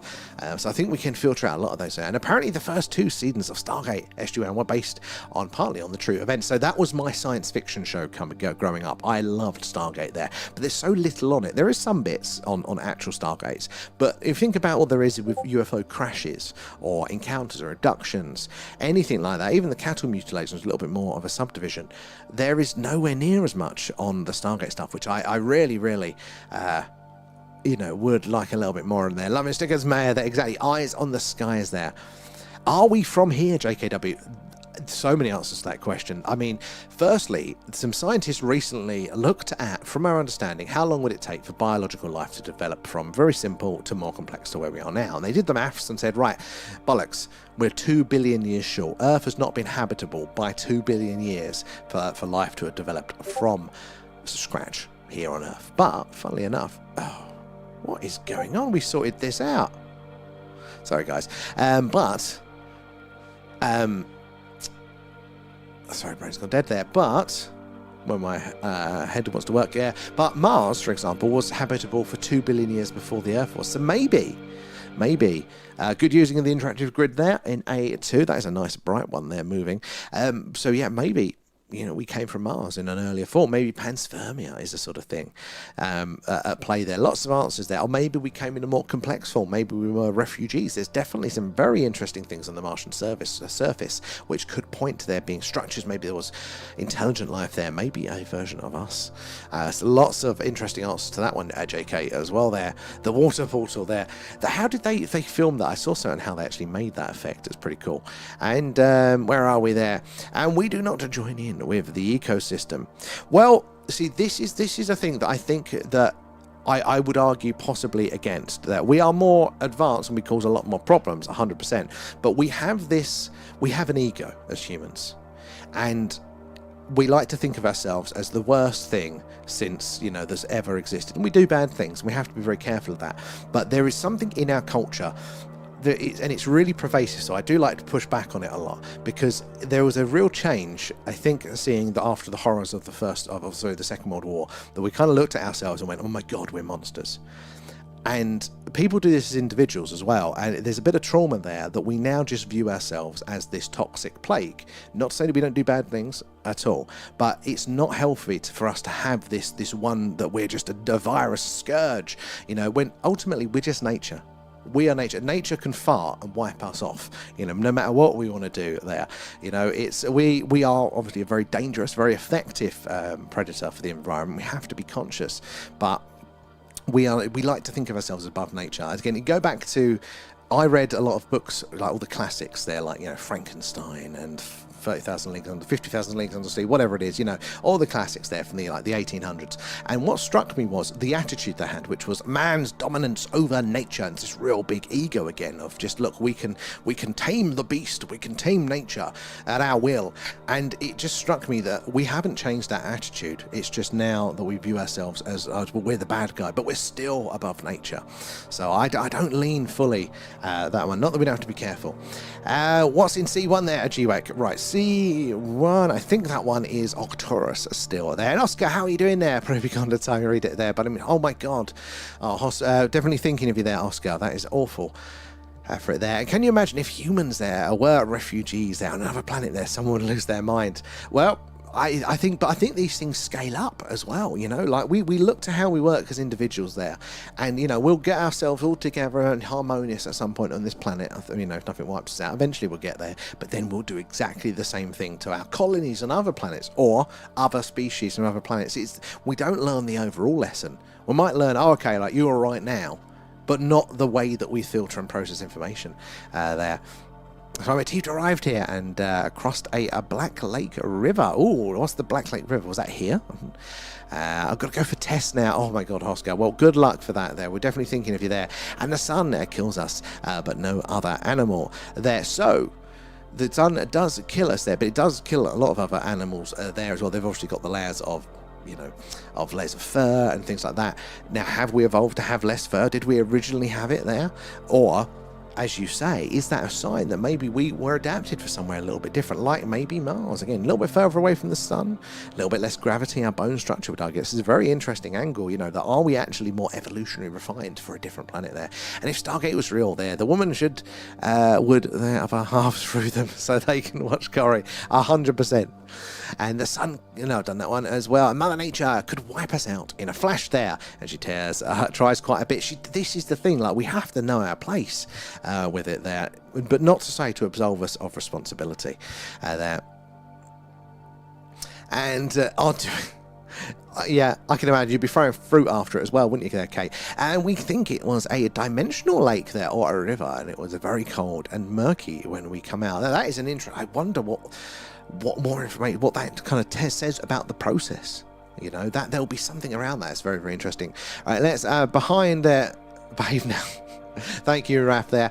And Laurie, how you doing there? New here from the US, Little Rock. I love the sound of that. Sorry, it took me a while to get over to you. Been catching up on the TikTok chat. TikTokers, I'll be back over to you guys, but tubers, I'm back over to you guys now. So, Laurie, very much welcome aboard there. Have you ever seen anything strange in your night skies there? And Carlos New is Northwest UK as well. So, oh yeah, well, we've got a few up your way as well. Welcome in there, Rusco. Years ago, my wife swore she saw a black triangle craft off the south coast. I thought she had one too many vodkas. 6 years later, came first reports of the TR-3B. She was ahead of the time there. Definite keeper there, Rusco. I mean, this is the thing though. Without those personal reference points, us as individuals, there, it's easy to be cynical, and I try and question myself now in other areas. Like, you know, it's obvious the UFO stuff, I'm well on board with this, but I try to look, and I don't always catch myself, you know, ain't perfect by far, but I think, am I dismissing things again? Just because of the consensus, because the rest of society hasn't said it's a thing. And actually, I find myself doing that quite a lot. And I can see why people do come in here and go, oh, no, UFOs. I mean, they're getting a bit late to the party now, but I do kind of get that unconscious dependence on the consensus there, the delegation of decision. And it was that there, Harko, my 90, oh my God, just got to the hospital there. Oh my God, Harko. That is awful news for that one. They're definitely thinking of you there as well. And Callum as well. Hey there, the Downs, the clear skies here. And I had an encounter a few years back with a tall reptilian creature. It was Hunter Green and a very muscular, but like the one in the movie Signs, but taller. Oh my God, how did that feel, Callum? Because a lot of people, they'll talk about having experiences with beings or craft or things like that. They go, it was peaceful. It really, for them proved that, you know, everything is a little bit stranger, and therefore the, you know, all is right with the universe. I had a real sort of like epiphany moment, a positive one. But I think, especially with an experience like that, I'll just shit myself. Like, honestly. It'll be so stressful, especially from Signs, because God, that movie sat with me something rotten there. And Stargate was based on Eric von Daniken's A Chariot of the Gods. You know what? I still need to read that one. And it's so foundational in. Sadly, we lost him recently, didn't we? There, but it's so foundational in our sort of UFO lore culture. Was that a flash in? Was that C4ish? Does anyone spot that one? But yeah, the idea that I do like the way in Stargate as well that they had, you know, they spread the humans around, didn't they? And that's why there's all the different ones and those sorts of different cultural influences. and terrifying. Yeah, my 8-year-old saw it too. There, we moved. We were rural, so yeah, yeah, that would be absolutely terrifying as well. Right, you know, especially coming face to face with the fact that maybe we are not the biggest monkey in the zoo. That's a different mindset that most of us don't have to face that. I mean, suppose if you're in the, again, more rural parts of the US, you have to be worried about bears and, you know, mountain lions and things like that. But to think that there is a more like an proper intelligent species out there, it's more rural. Yeah, you go. I want the pack benefit. Oh, we got a flash out. There we go. Should we zoom in on that one? Skinwalker Ranch reports are similar to that. That's a very good point there, friend. They are indeed. Right, where is the flash out? There it is. Zoom mode activated. Let's see if we can zoom in without totally screwing everything up again.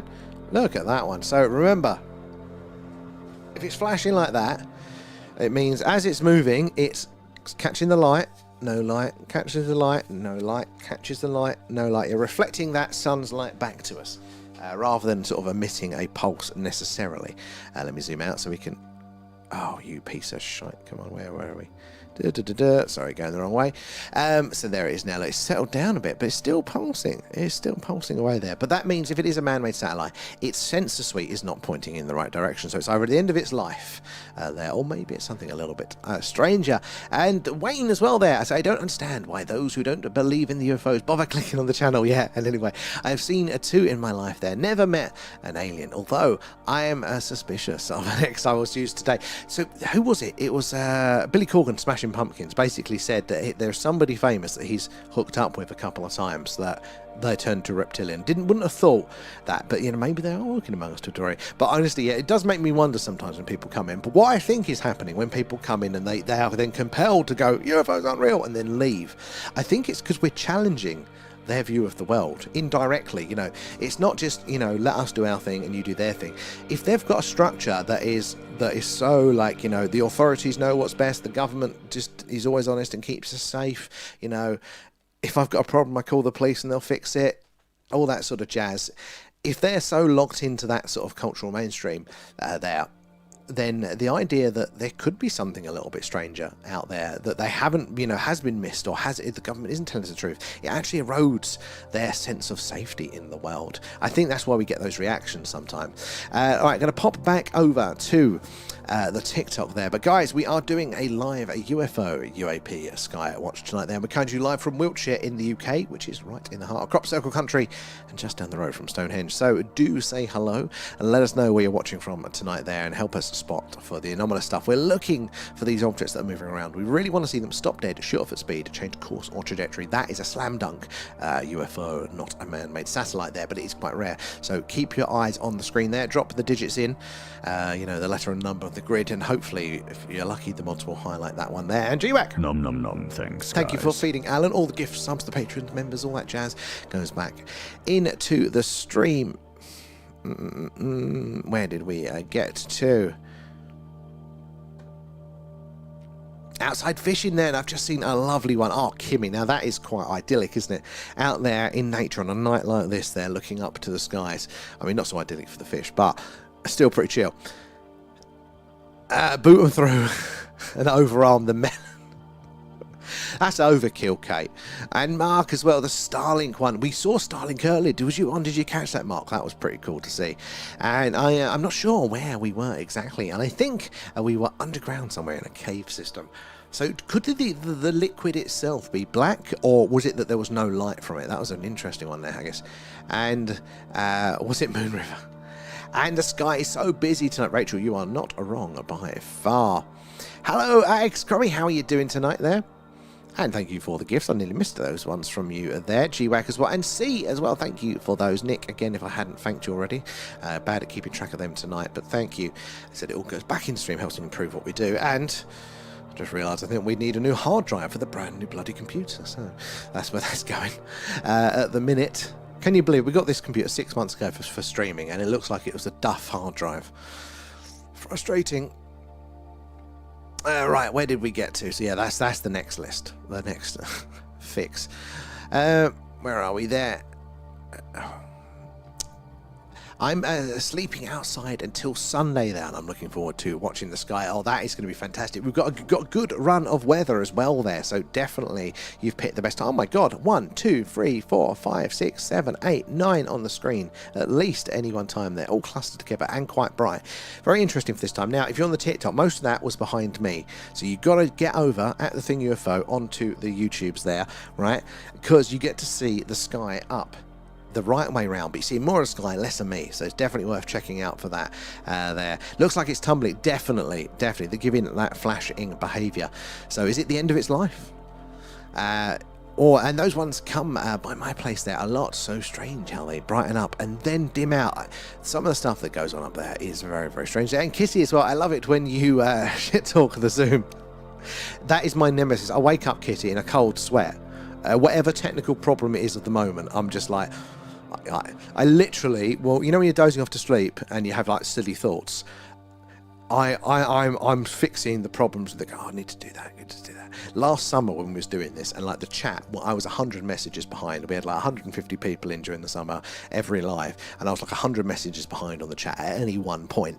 And I would literally go to sleep responding to chat in my mind. I just go, constantly, every night, all summer. I should have taken a break there. Where something's moving, good spotting there. It is very, very alive tonight there. How you doing, Freeman? Good to see you. And if you like what you see, don't forget to like and follow. I do appreciate the likes, guys. It is the likes and shares that helps us reach more and more like-minded people like yourselves there. You never know who's going to come in, what experience with the phenomena they're all going to share. So helping us all then understand a little more about how the universe works and our place within it there. And my favourite bit is hearing you guys come in and share your accounts with the phenomena, because that is, I think, the thing even more than the strange things that we've seen. I think it's going to be, your experiences just for quantity. Understanding that actually these sightings aren't that rare. Lots of you have a lot of experiences, all different ranges. But then just seeing how many of those sightings that we get ourselves there, loving the stickers, eyes to the skies, Maya there, and doesn't every comment boost the page? I think they do take it into account. They do take it all into account there. And also Darren there. Good evening from Leicestershire there. Do satellites ever crash into each other? That's a very, very good question. And they can do. It's something they're very, very worried about. So they do their best to basically maneuver them so they don't.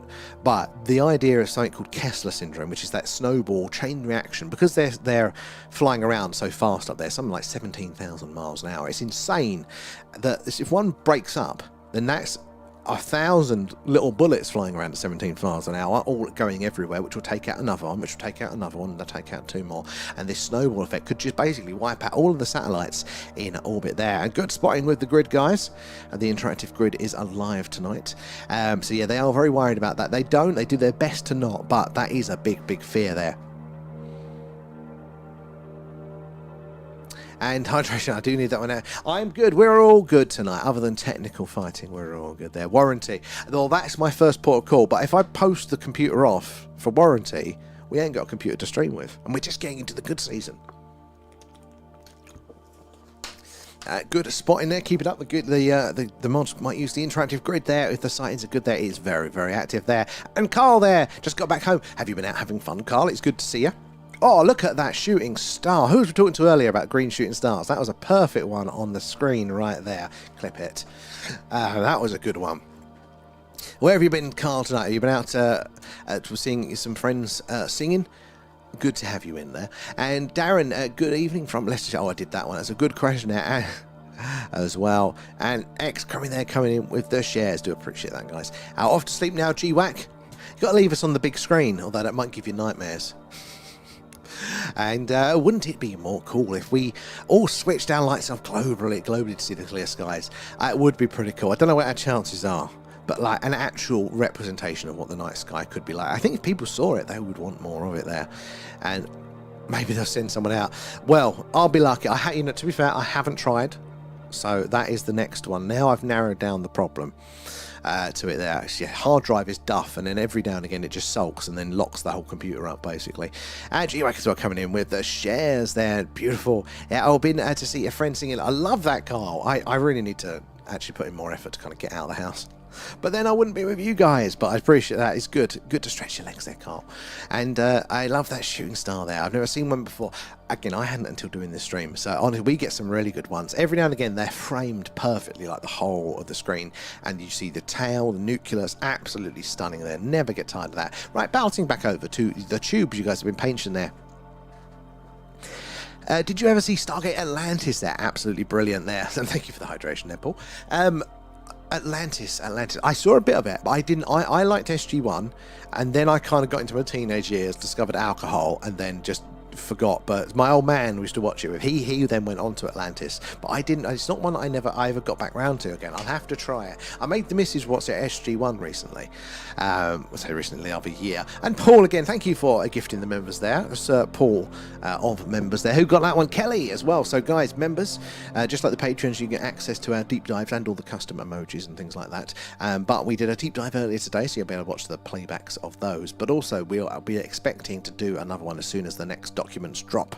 So that is going to be cool. That'll be at some point over the weekend there. So do thank Paul for that one, for the gifting there. And Lee, mate, the best show on the TV there. You've got even beaten the what's the exam stuff in there. I mean, if the choice is between that and me, I'm a bit worried on your decision making if you're choosing me there. Alan, some people are into that, but you know. Thank you there, Lee. Though, Paul, our man, subbed last week. But hey, no, if you subbed last week, that's all good there. It's all good, yeah. Remember, guys, to follow and subscribe and all of that sort of stuff there, so you get the notification when we go live, because we have got a few days ahead of us. I think it's like 5 or 6 days of just brilliantly clear skies, probably better than this. They're starting tomorrow onwards. So yeah, we're going to be on at about 10:15 every night there, looking out, doing our sky watches. And this time last year we were having some epic sightings there. So do look in D4 again, TikTokers, you can't see that one, I'm covering it. There's a nice bright one there, just look at the contrast to that. So definitely there. And Hugsdan, how are you doing tonight? And folding space. So folding space, Paul, is, yeah, that is basically one of the ways they do things as a little bit of a workaround for the speed of light there. That you just literally, you use gravity to bend reality, to bend space, either creating sort of a warp bubble, so a little your own pocket of the universe there, and because then the universe is moving, not you, it's a little way around there, or physically folding it there with wormholes. As well, a bit beyond my pay grade there, but I do find it fascinating there. Travel up to the Downs there. Clear skies are fantastic, and the Milky Way so bright. So I haven't seen the Milky Way myself, like that cluster part of it, and I really want to. We do want to do a road trip. Every now and again we take the show on the road, and normally it is the Iron Age hill falls that surround this little village here in Wiltshire, and that is where there was a lot of historic sightings back in the 60s and 70s. They'd always go up those hills to have those experiences quite consistently. So we tend to take the show up there because it's nice and convenient for us, and we do get some different sorts of sightings in. It's pretty cool. But yeah, we'd love to do a little bit of a road trip at some point. So Rendlesham Forest there, the Falkirk Triangle, the Yorkshire Dales. I mean, there's so many, the Welsh hotspots as well. That is living the dream at some point when I can afford to. Actually, there you go, guys. If we can get 500 people concurrently in every night, then we could probably afford to do a bit of a road show. So there we go. Tap away. Get us closer to doing it. But yeah, that would be absolutely awesome if we could travel around and seeing all those hotspots. See if there is anything different there. See if the skies are clearer. I would love to do that one. Back over to the TikTok. Let me bounce over, see where you guys are. I'm loving the interactive grid, guys. So guys, the mods, if you put in the grid reference, if you see anything there, if it's a good enough sighting, they'll press the buttons there to illuminate the interactive grid there, drawing my attention, everybody's to it, so you have to wait for me to get to you in the chat. Where did we get to there? Debstar is in the house. How are you doing tonight, Debstar? And that was a beauty of a shooting star. It's up there. That had all of the detail. Sometimes they're just like a little line on the screen. That had a lot of detail. But there was one once, Nick, I think it was another green one, and it was the full screen. We saw the nucleus right to the end of the tail there, but it took up as much of the screen as it could there. It was just perfectly framed. Absolutely stunning. I do want to at some point get a slightly wider angle lens, so we'll be less zoomed in, see more of the sky. We should see a bit more then. But that's got to come after the hard drive replacement, if the insurance doesn't, or the warranty doesn't cover it. And so many things are moving there. What could it be? This is the thing.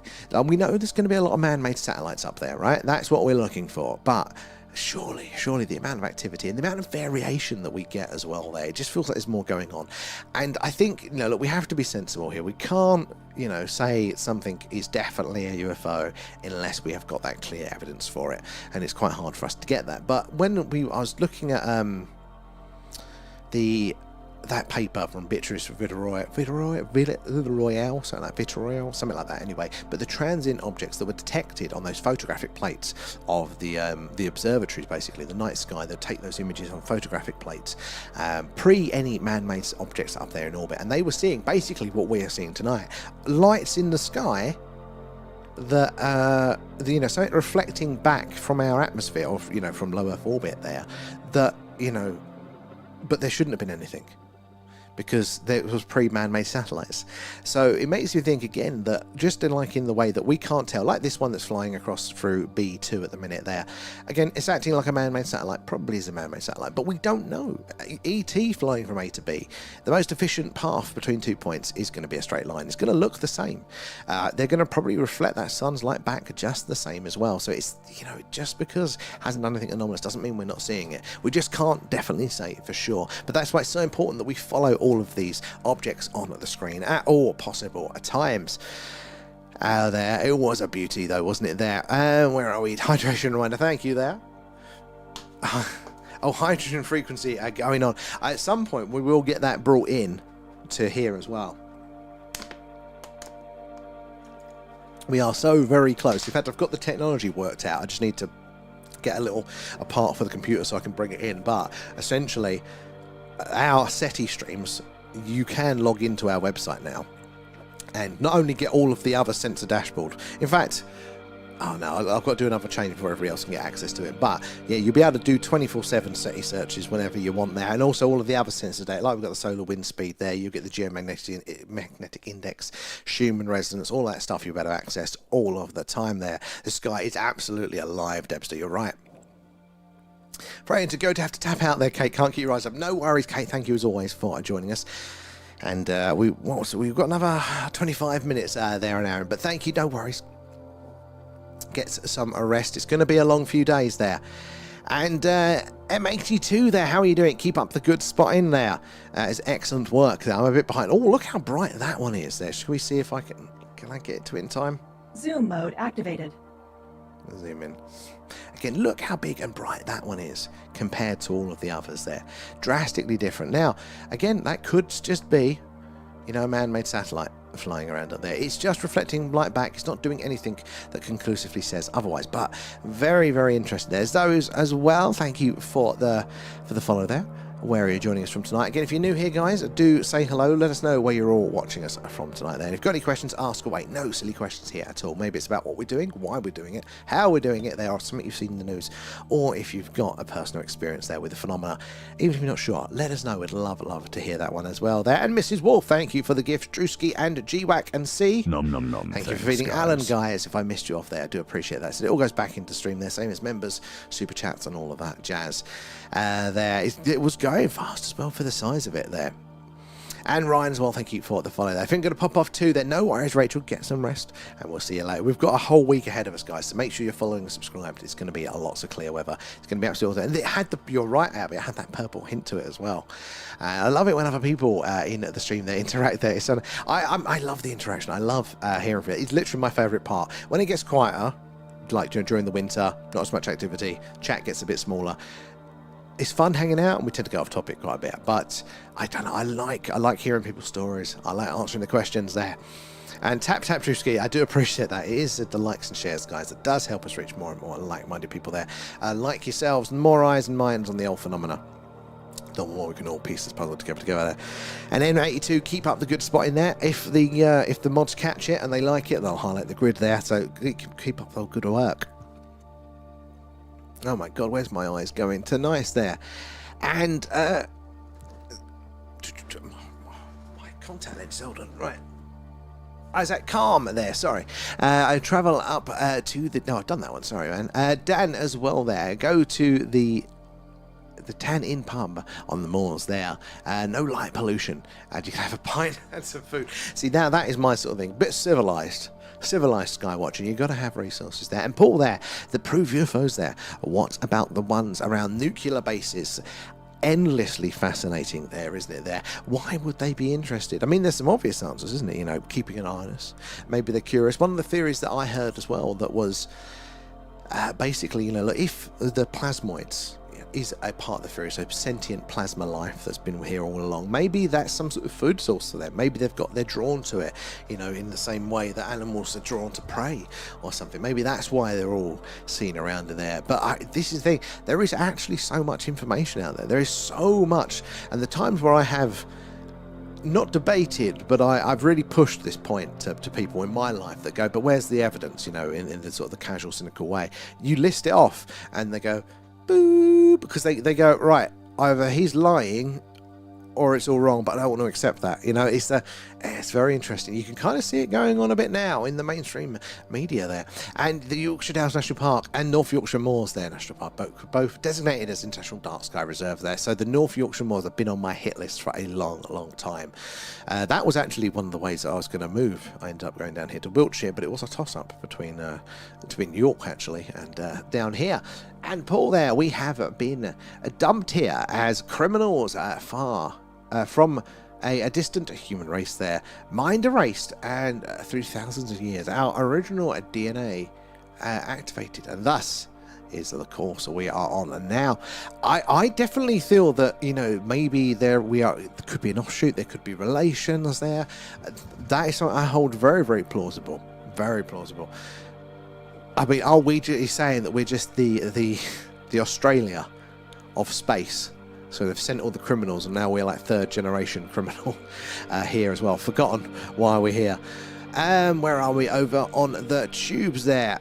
And Travelling Shepherd there. Cheers. I went to drop something and I came across it in Germany. Oh, what was going on over there? What did you experience there? Where did we get to in the chat there? Drewski as well, and Danny as well. Thank you for, and Janie as well. Thank you for the gifts. Appreciate that. All goes back into the stream. Where are we? Let me scroll up to it. And are we on Twitch as well? So we normally are, but we're not tonight. At the minute, I'm just doing YouTube and TikTok.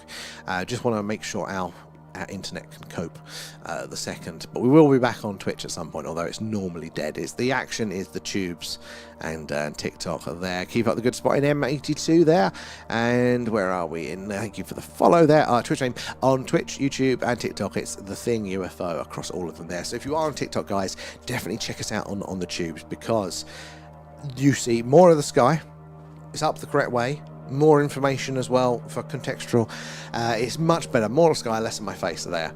75,000 likes. Thank you guys for that. It does help us reach more and more people. And do we have any more challenge nights there? Oh, I'm sure we will at some point. We'll have to think of one. I think at the minute it's going to be making the most of the skies, but you know, we haven't got any gaming nights. We've done that in a while. We need to do one of them soon. I'm sure we'll get a run of bad weather as well there. 20 minutes to get in there.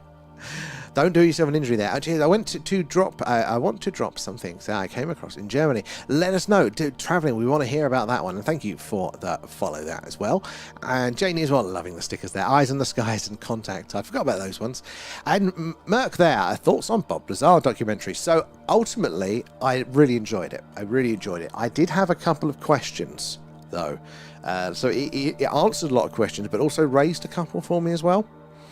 I won't bore with the details on it, but at some point we are going to do, when they release that 3D environment that they used for the documentary, they're going to release it apparently as a VR experience. So we'll plug ourselves in and we'll do a live walkthrough together, and then I'll bore you all with all my this doesn't make sense about underground structure stuff there. Good to see you, Janie. So apparently there's a UFO crash site in the Black Forest from 1936 there, and one can still see in traveling.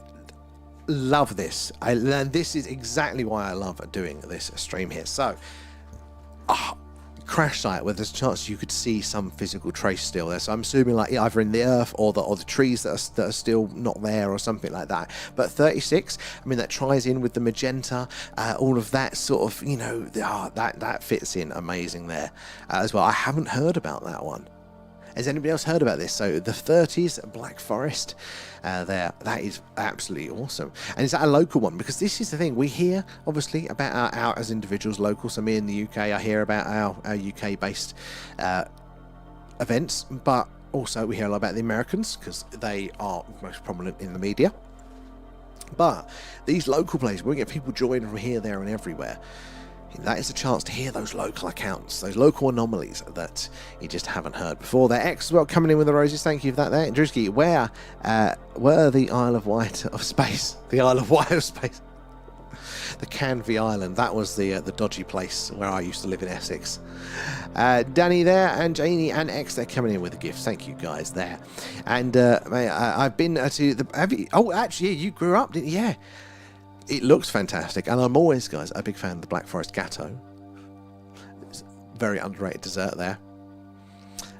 A new stat, I probably totally pronounced that one wrong there. Did you hear anything, Maya? Is there anything in the culture around there talking about anything like that?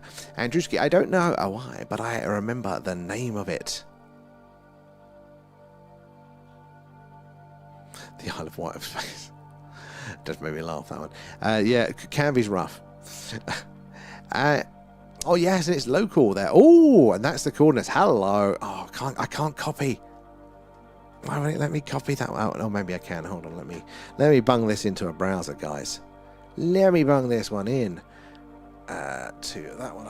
God, I've still got your search up about the red light thing from earlier. Up, and I was like, what the hell am I looking at people with red masks on? All right, loady. Ooh. That's quite close to that. It looks like it's on a hillside.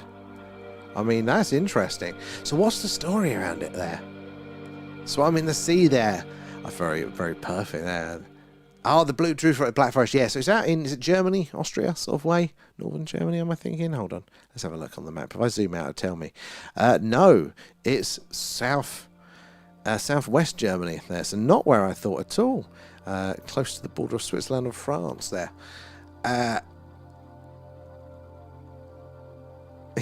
Screenshot. Luckily I did get it to copy.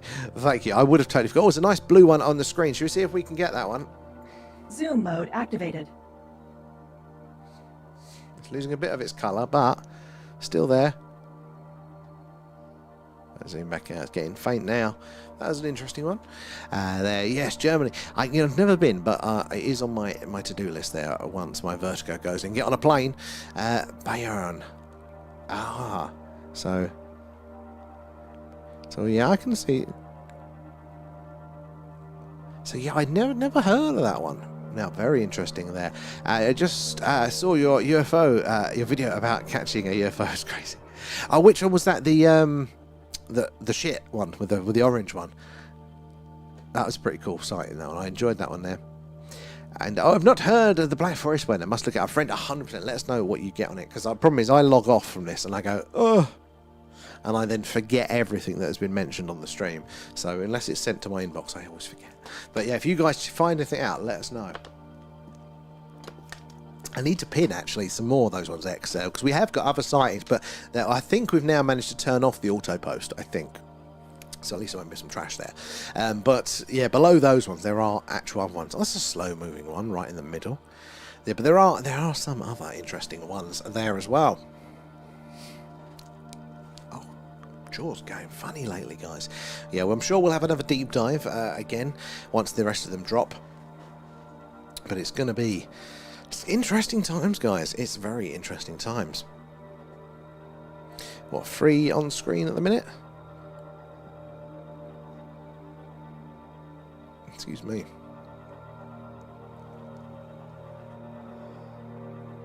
Oh, it's getting to me now. God, wouldn't have thought we used to do this to 2 AM. I was thinking, because it's the bank holiday, I might do a really bloody late one if anybody's up for staying up on Sunday night. See how we feel. The deep dive might get in the way. But yeah, if it's clear all night, maybe we'll do like into the wee hours, see if we can reach some more Americans there. And Pure Go there needs some communication device there for up there when we see them. You're not wrong there, Pure. So I have been thinking, I haven't got it out from thinking to action yet, but I did start looking at bits there. But if we can get an infrared light, oh, that's a bright one. Hold on, that looks a little bit different. Again, Zoom mode not activated. drastically so, but there's something about this. When you look at all the others, that looks a little bit stranger to me. I'm going to zoom back out. Keep your eyes on it as they get bigger. For you guys on the TikTok, you probably missed all of that. I think it's going behind my little screen box now anyway. That's got a blue hue to it. But yeah, so we're thinking about getting like an infrared torch and then see if we can just wire it up to Morse, messages, or not even Morse, but like, primary numbers and things like that. It should be quite a simple thing to do to just, to get it to on, off, to flash. Oh yeah, it's a nice blue one now. Zoom mode activated. Nice blue coloration there. Again, until it does something stranger than that, we can't say for sure, but it is interesting to see. Compared to that one as well. We need it to stop dead, shoot off at speed, to change its course, its trajectory, anything like that. But yeah, communicating back. Lots of people do talk about, back in the day they used to flash lights, didn't they? And apparently they'll twinkle back, they'll flash back. Lots of people have had really good cause and effect reactions to that. Lasers as well, though that's one I probably won't dabble with ourselves here, but sound as well, radio signals, all sorts of stuff like that there. Good evening, Willow, how are you? We've got a good clear sky ahead of us this week, so it's going to be a lot of interesting ones. So yeah, make sure you're following or subscribed, whatever it is, wherever you are there, and then you'll get those notifications hopefully when we go live. And as far as the story goes, there was a project called The Bell that made UFOs crash. I've heard of the Die Glocke, the bell, the Nazi bell, but I thought that was more of a craft itself. It was this bell shape, possibly involving mercury, and it was tested, wasn't it, in Czechoslovakia somewhere. They've still got this concrete frame of where it was developed. There's lots of rumours around that. But you say there's actually one to crash them.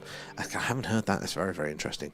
And as you've got an idea there, what's the most powerful one? Or what's there? I have no idea. I just literally, I've Googled cheap infrared torches there. I've now got to figure out the mechanism to get it to do all of that sort of stuff. I wonder. That'll be the next project. But I suppose infrared as well. Might annoy the neighbours' dogs, but it shouldn't actually annoy the neighbours here. Send your hearts for the excellent. Thank you, Drewski. Do appreciate that again. It is the likes, the shares, the tapping away, all of that stuff there that helps us reach more and more like-minded people like yourselves. The more eyes and minds on the old phenomena, the better. So the more we can all piece this puzzle together there. You never know who's going to come in and what experience they're going to share there. Oh, that's a nice orangey one going up there. Abs, what's the grid there? I'm new. Welcome aboard, Abs. Good to have you in. Where are you joining us from there? So, the grid is basically just to kind of help identify it. So if I go, hey guys, look, there's an interesting one in C2, you know which part of the sky to look at. Now, especially earlier on in the nights, that we can have 7 or 8 or 15 objects moving at any one time. So it kind of helps to differentiate it. But also, because I'm normally really far behind in the chat, it's quieting down a bit now, but I'm really far behind in the chat, so I don't get to read them out in real time. We do have the grid.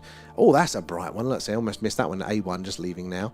Yeah, the mods can highlight them, and it draws my attention to it there, and we can zoom in on the good stuff there. Have you ever had an experience, Abs? From the south there, I saw some UFOs the other week. Oh, awesome. So we're down in Wiltshire in the UK, so right in the heart of crop circle country. There you go, there's the interactive grid. Good spotting. Oh, look, and it's doing its job. Look, 2 in that grid at once. That's perfect timing there. So yeah, we're down in Wiltshire, right in the heart of crop circle country, just down the road from Stonehenge. A very ancient and mysterious landscape here. Long history of the weird and wonderful there. So, oh, see, thank you for the donut. Very kind. Look, a nice bright blue one there, some orange ones. Oh, it's already kicking off. So yeah, lots of interesting things in the skies. What was the sightings that you saw there? What sort? Were they lights in the sky, weird movement? Do tell us more. I'd love to hear about that one. And, Liberty, how you doing there? Who just got here there? How's it going? How are you doing, Liberty? You been up to much today? And the moon is a gold this evening. You know what? I do need to check on it.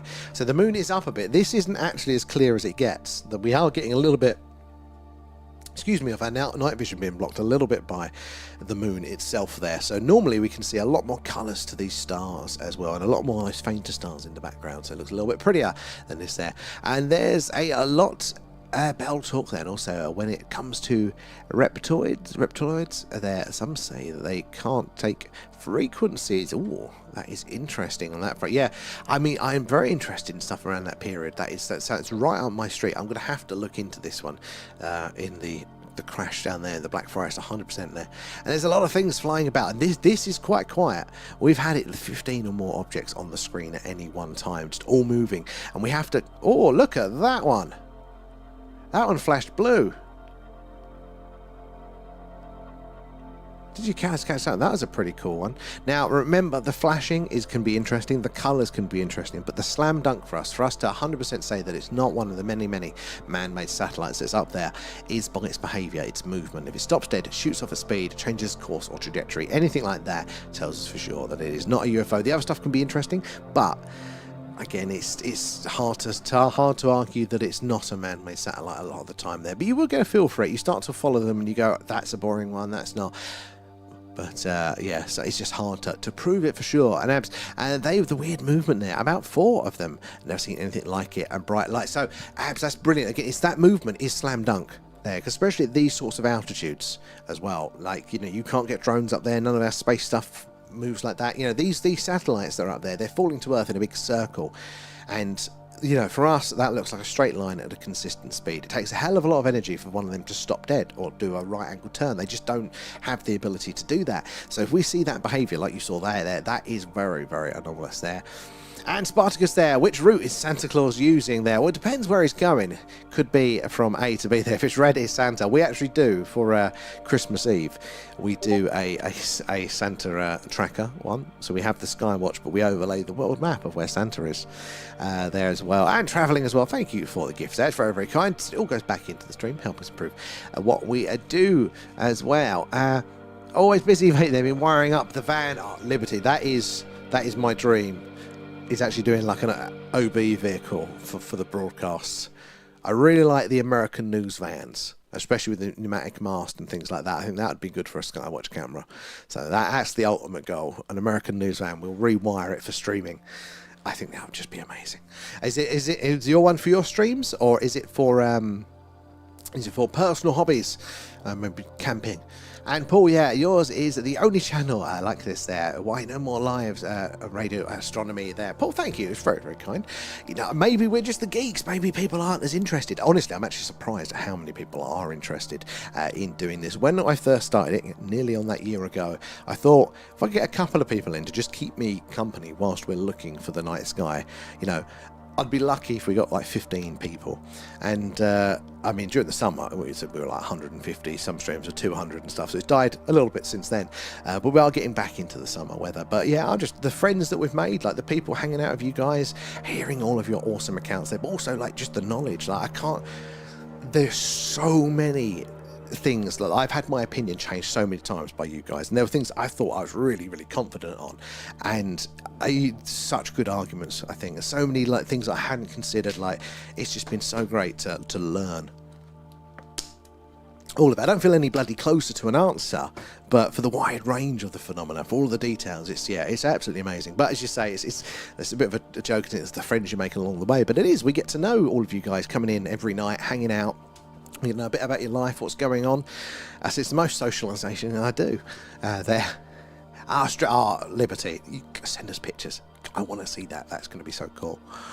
And posted an article on the 1936 Black Forest UFO in the Discord. If anyone's friend, brilliant for that. And that's exactly what the Discord's for. Massive appreciation for that. So guys, link in bio, do check out the Discord. So friend has just posted an article on that UFO incident we have been talking about there, but we've also got personal experiences where you guys can add yours, or you can just read through the ones there. Images, videos too, interesting things. In fact, next Friday, I haven't figured out the time, probably be earlier so we can still do a Skywatch, but we do a monthly alien movie club. So we vote on an alien themed film. So this month it's going to be Capricorn 1, which I think is more spacey, alternate space programs or whatever. But yeah, we're going to be watching that together, and then we chat along in the Discord as we watch it there, and it all goes pretty unhinged now, and we'll be voting on the next one after that. And you're welcome to join us, even if it is just quietly there. So I appreciate that one, friend. That's pretty cool there. I love this unique channel there, and all of you guys. Honestly, I thought the internet would be much more of a crueler place, but no, you guys have been absolutely bloody amazing. I think it's literally like, you know, less than a handful of people we've ever had to block in 5 years. No, 5 years, in nearly a year. Jesus, I think it's 5 fingers on a hand. Going straight there. Let's have a look back over to the TikTok. And Drewski, Santa is really in Antarctica there. That's why we can't go to certain parts there. And he gets very, very territorial. He'll set his elves on you. Savage. Absolute savage. Lovely as hell at Christmas. Savage the rest of the year. That's what I say about our locals around here. Moving to the village, like I was in Essex until before this, so you make eye contact with someone, stab.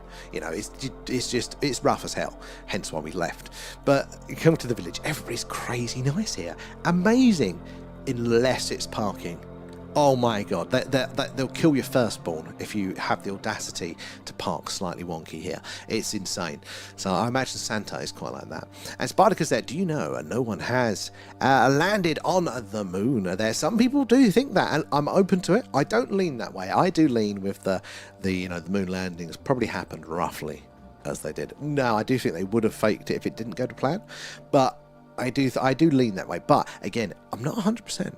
I'm definitely open. If NASA turned around and went, look, we pulled your leg, we got you guys, I'll be like, that NASA, I can believe it. And, you know, there are some really interesting questions to answer there. Like, you know, the side, you know, the moon hoax camp have got some very interesting pointers there, you know, that I can't answer. But, I mean, there are certain things that I think just tilt me a little bit more by disposition to it being there. I mean, obviously, you've got all the orbiters now, they've got shots of the landing site. I mean, you could argue they could be fake. The other nations could be, you know, backing NASA up for fake there. But I think it was we've scanned the moon, those publicly available images there. We know the terrain, and the terrain of the moon landing area in the background shots of all those videos matches what we know now, and we just didn't have that back then for them to have faked it accurately, as far as I know and understand. But again, it's very limited. I'm not a scientist. I'm always open to the idea, but I do lean that we did probably go there. And it's so interesting there, all of it there, and it's so intriguing. It really is. And that was a bright one. And that wasn't a flare. That's a proper dot. Come on, cursor. Round here, look. That was a little bit different. That wasn't the flare when a satellite just reaches that arc of reflectivity. That was a more pulsed. Oh, that was interesting. I can't see the object now, but that was an interesting one. Anomalous object confirmed. Yeah, I'm going to say for that one, that was a cool one. To be honest, it's never ending learning about all of this and seeing what is going on, even just the normal space stuff, how it all works, you know, realizing that we're looking back in time tonight. You've heard about relativity, and we know that, you know, what we're seeing now, all of these little dots, these other stars, like our sun, some bigger, some smaller, some brighter, some duller, some cooler, some hotter, but they're all fusion reactions like our own sun. And they've all got planets around them now, but we didn't know that until about the 90s. We got our first detection, but to know that there was planets around a lot of them, that's a very recent thing. But we call them exoplanets. They're all in orbit around all these distant stars. But that's the main reason that science was very like, well, we've got no evidence of aliens. It was because we didn't know if there were even other planets around the stars. But now we know that mainstream science, you know, the ones that have caught up anyway, that is just statistically, life is going to be everywhere. And in fact, we're starting to get detections. We are starting to be able to analyze the atmosphere of those distant planets. Very difficult at the minute, but some of them are coming back with gases. We think they've got gases in them that, as far as we know, only life can make. So it's starting to look like the universe is actually alive. And then it's just a numbers game of how many of them become intelligent and how many of them can then traverse these vast distances there. But it is so phenomenal there. And how did the American president speak to an astronaut on the moon? By phone, when there was no phone connection. So that's quite easy, that one. So you can piggyback phones into radio and stuff like that. The real interest is the delay, because there is, at the speed of light, actually quite slow. And I don't know, is it like a second or something to the moon? Like, is that there? So, I mean, it's not necessarily noticeable on there, but you can piggyback a telephone into a radio signal. In fact, our old phone systems would do that all the time. The longer links, if you were going across country or something, they would go onto microwave dish communications. So they would piggyback through a live radio signal. But there are some interesting ones there. There are some things, I can't remember what the ones that I found were really interesting, but I 100% would have think they would have faked it. Like, even if it had gone badly, I reckon they definitely did have a backup for it there. And Pure as well. There's a guy on TikTok who just telescopes the moon 24 hours a day there, and he's got some big ships on the video. I think I've seen some of those. I don't know if it's exactly him, but I've seen very, very similar things. And it does make you think, doesn't it? They're picking this stuff. There's some interesting stuff there. And is that H Hunter there? How are you doing? They saw 3 UFOs. They saw a UFO 3 years ago. Oh, tell us more on that one. I'd love to hear about that there. Let me get something. Do 100% there.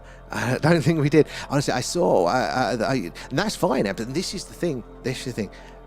It's okay. We can have our different opinions of it. But I like to think of it as a knowledge buffet. Everybody brings a dish. We don't force the vegans to eat the sausage rolls there. You just come and take the bits, help out, ourselves to understanding. And you never know, you might hear something. And there has been a few times I've gone, no, I'm not on board with that at all. I'm not on board. But you listen, you go, oh, actually, you might have a little piece there that is interesting. So it's worth hearing it out there.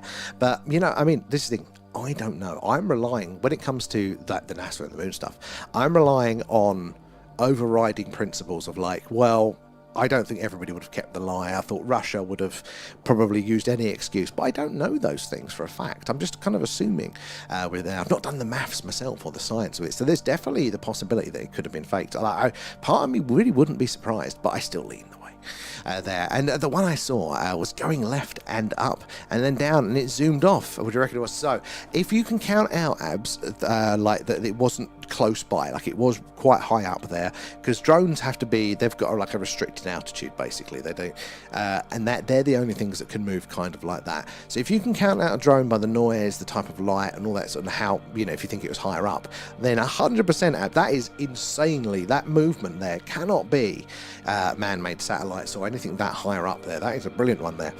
And UFO X-Files, how are you doing there? Thank you for the heart. And Travelling Shepherd as well. Thank you for all the gifts. That was very, very kind of you there. Pluto coming in with the shares. And there are 2 crash sites in the Black Forest there. The one I shared has crashed at 240 meters and penetrated the ground. There's 2 there. What are the chances of that? Does imply that they were trying to take them down there as well. And Alan there as well. Thank you for good spotting there. Keep it up. I'm a bit behind there. And what was the flash? Exactly, Pure. Now, remember, space junk, man-made satellites, they can flash. If you remember, they're going to be dark, look, shadow, and then if they rotate, they can just catch that light. Or maybe on the satellite on its orbit, it reaches that certain point and they see the flash, and then that's its brightest bit. We can see effects like that. But that one was weird. That one was very weird there. Software to record in real time is on your plans soon, I think. So we used to have an auto replay function. And in theory, I could bring it back for the tube, but I wouldn't be able to bring it back for the TikTok, and it might mess everything up. But I will have a look at bringing that one back again. But because TikTok is a pain in the ass, it doesn't allow us to do all of those things again. So again, TikTokers, do check out the YouTube. That is a much better thing. It's round the right way. Less me, more sky, and more analysis are there. And UFO there, I get it, for another brother. Exactly. And it's good spotting. You spotted it. That was what I was talking about. There are some very interesting things out there. And eat as much as you can. Exactly. We're all at the buffet, stuffing our faces. But that is the interesting. There are so many times when people have come in and oh, that's a nice orange one there. Let's zoom in on that one. Come on, cursor. Zoom mode activated. See, this one is distinctly a different colour there. Now, orange is particularly interesting because they do think that warp drives would cause the out of the craft to be because of coating in ionized plasma there, which would be orange to us, basically. A red-y orange there. It sounds fun. But, yeah, so many people have changed my mind with things. Got to be open in this one. And no noise as well higher up there. So I had goosebumps and everything. You see, there's some abs as well there that you're picking up on in your gut. And it's like, look, we go through our lives and we build up an understanding in our gut there, which is, again, low resolution. right? But it's still an understanding of how physics works. If I drop Alan, I know where to catch him. If you're going to chuck a ball, you know how hard to throw the ball, what sort of curvature. And again, some people are better than others at it. But we kind of build up an intuitive feeling for physics and for how the world works around us there. And sometimes you have a sighting like this, and you look at it, you go, I don't know what that is, but my gut is telling me I ain't playing by the normal rules there. You're often left without the words to articulate it, but we know there's something different. Traveling Shepherd, I'll have to copy those ones as well. Thank you for sending that one. And anything to deny the creator there, AAP. Honestly, like, this is the thing. I don't see I don't see what the clash is. Like, I get it, but I also don't see. For me, religion and science and all these explanations, they're not contradictory at all. Like, I can't see a good argument of why aliens can't exist versus, you know, one of the gods, you know, or whatever it's like that.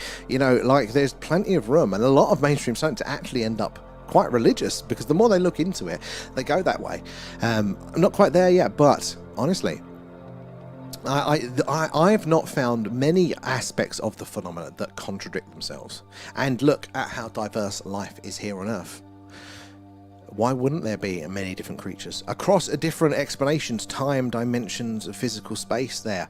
You know, why not a little bit of everything there? Now, it doesn't have to be, but I don't think they exclude each other there. In fact, look at how diverse our experience is of reality so far. There's possibility definitely for it all. Where did we get to? Over on the tubes there, just posted up. Liberty, let's have a look at that one. I'm still getting used to it. Oh, come on. Check it out. Community tab. Where is it? That is a beast.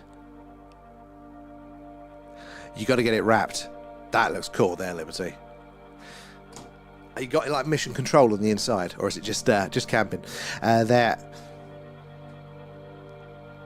77. How are you doing there? Is it Baron Bell there? How are you doing? And welcome aboard.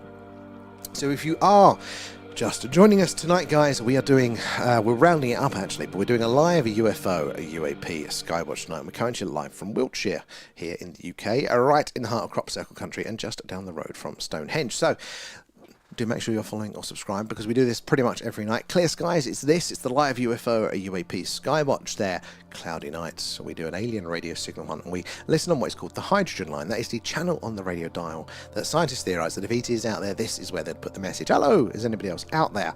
And it's where the wow signal was heard as well. And if the moon's up and I can be bothered, boom, moon. That's what it looks like. We see all the craters, all the details, talk about some of those weird sightings on off and around the moon. So if you're following or subscribed, you should get those notifications when we go live. And we've got quite the week ahead of us for clear skies there. Good, thanks. The first time unearthing the stream. Well, welcome very much aboard. I warn you, though, we do end up being on here every night. It gets very sticky. We are We're very prolific with this. So yeah, you'll find yourself stuck here every night. But you're very, very welcome. Where in the world are you joining us from? It's just quietening down a little bit now. We've not got much of the stream left, but we probably over the weekend will be on a little bit later as well there. Oh my god, it's getting warm in this room now. And this is only the start of it. We've got the heat wave to come, guys. You can look forward to me swearing about that. But yeah, we're going to be looking out for the weird and wonderful, the strange and anomalous in the night skies. We're going to see lots of man-made satellites and things like that tonight. So keep your eyes peeled. But we're looking for the ones that act a little bit strangely. The ones that, in fact, let's zoom in on these ones here. The ones that... Zoom mode activated. See, like this, as far as we know, man-made satellite there. But if this stops dead, shoots off at speed, changes its course, its trajectory, something like that will tell us for sure that it is 100% not a man-made satellite, and in fact, a little bit more interesting. So that's what we do. We've got to pay attention. We've got to follow them, looking up for that anomalous movement there. And South Africa are there. I love that. Excellent. That, possibly... have we had anybody from South Africa before? That's pretty cool. How is the UFO like law in where you are there? Like, what's it like culturally? Is it very dismissed like it is here, or are people more open to it? Have there any been weird sightings there? I love that. And a little bit. It's a food cat full. Excuse me. It's a full camper with a Starlink and 5G bonding. Oh, what you was working on, yeah, with all the electronics under the seats there. Rendlesham, here we come. Love the van. I do love a good van. I used to have the old VWs back before they cost the earth and I could drive. I do love myself a mobile sort of setup there. Bit of van life. And then, no, mate, keep it going a little bit longer. I've got work tomorrow. Got work. I'm trying to be a good boy. Oh, that's a nice one. In fact, has that got a green hue? Zoom mode activated. Got a little bit of a greeny tinge to that one. Not the strongest green we've seen, but considering how bright it is tonight, that's not bad at all. Again, green is interesting. It's theorised potentially part of a warp drive. But again, green can be atmospheric interactions and things like that as well. So it's not a slam dunk. Just means a look at it a bit there. And I recorded something very weird there not too long ago, and the footage is creepy, but I got the part where it moved away there. Oh, to describe it, it looked like a moving bus in the air. I've heard a lot of people use buses like that, especially the American sort of school buses, as a sort of description, and I'm like, yeah, I can't picture it.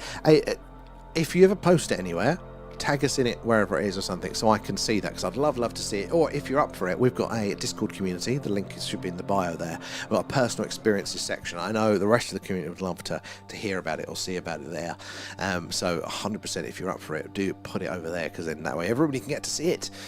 And Donna, how are you doing then? Happy 60 years of Star Trek. Is it 60 years today? Yeah, I'd be a great year to make contact. It really would. And it might be. It might actually be there. Drewski as well, thank you for the gift there. You got to 50k. Well, you got like multiple devices up there, like hurting your hands there, Drewski. And travelling as well there. I wonder, would UFO glow when they enter the atmosphere? And are they always visible when they enter? So, this is a really good question. If they're using warp drives, I think it's going to be unlikely there, because what they're doing with that is they're creating, again, that bubble of reality. So they're not actually interacting with our environment. They're perfectly shielded, so there wouldn't be any of that re-entry friction and heat. But that's not to say they use it all the time, is it?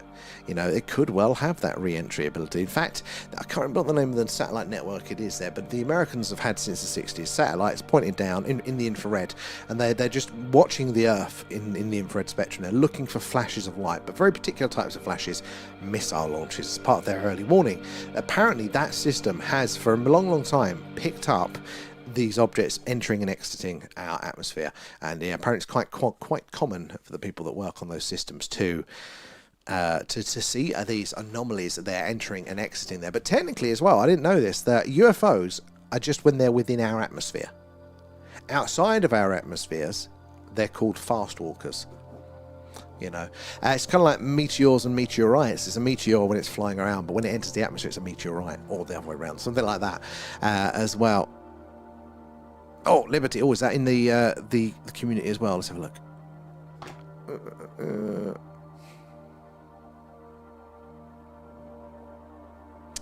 Come on, loady.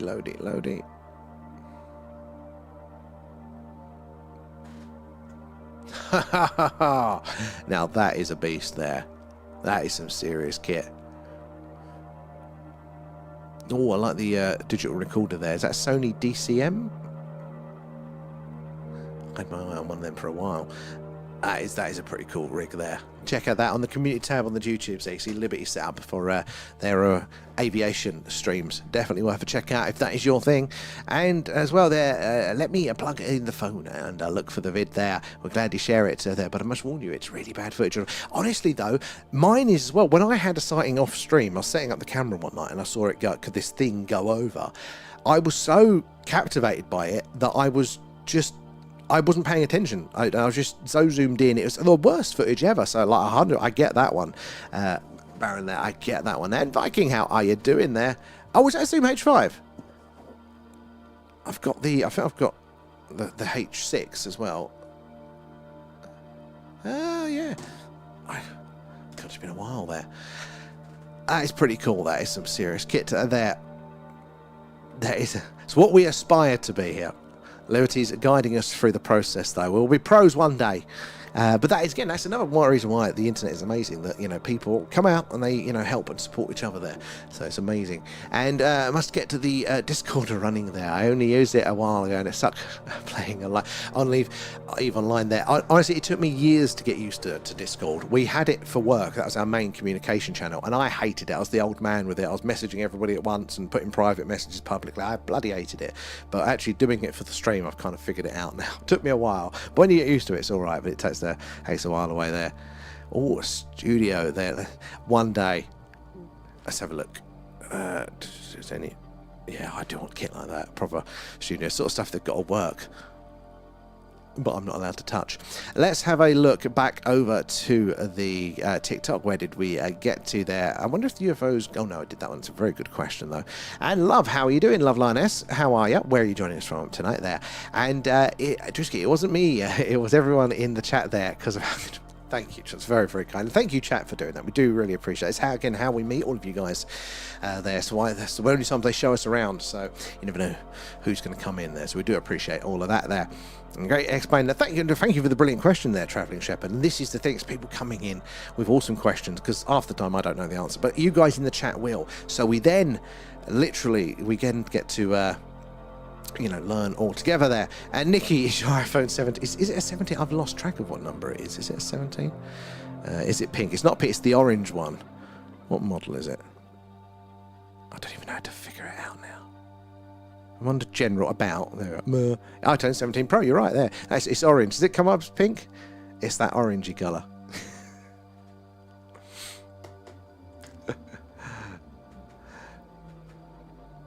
It's the camera bump. I've lost track of all these things.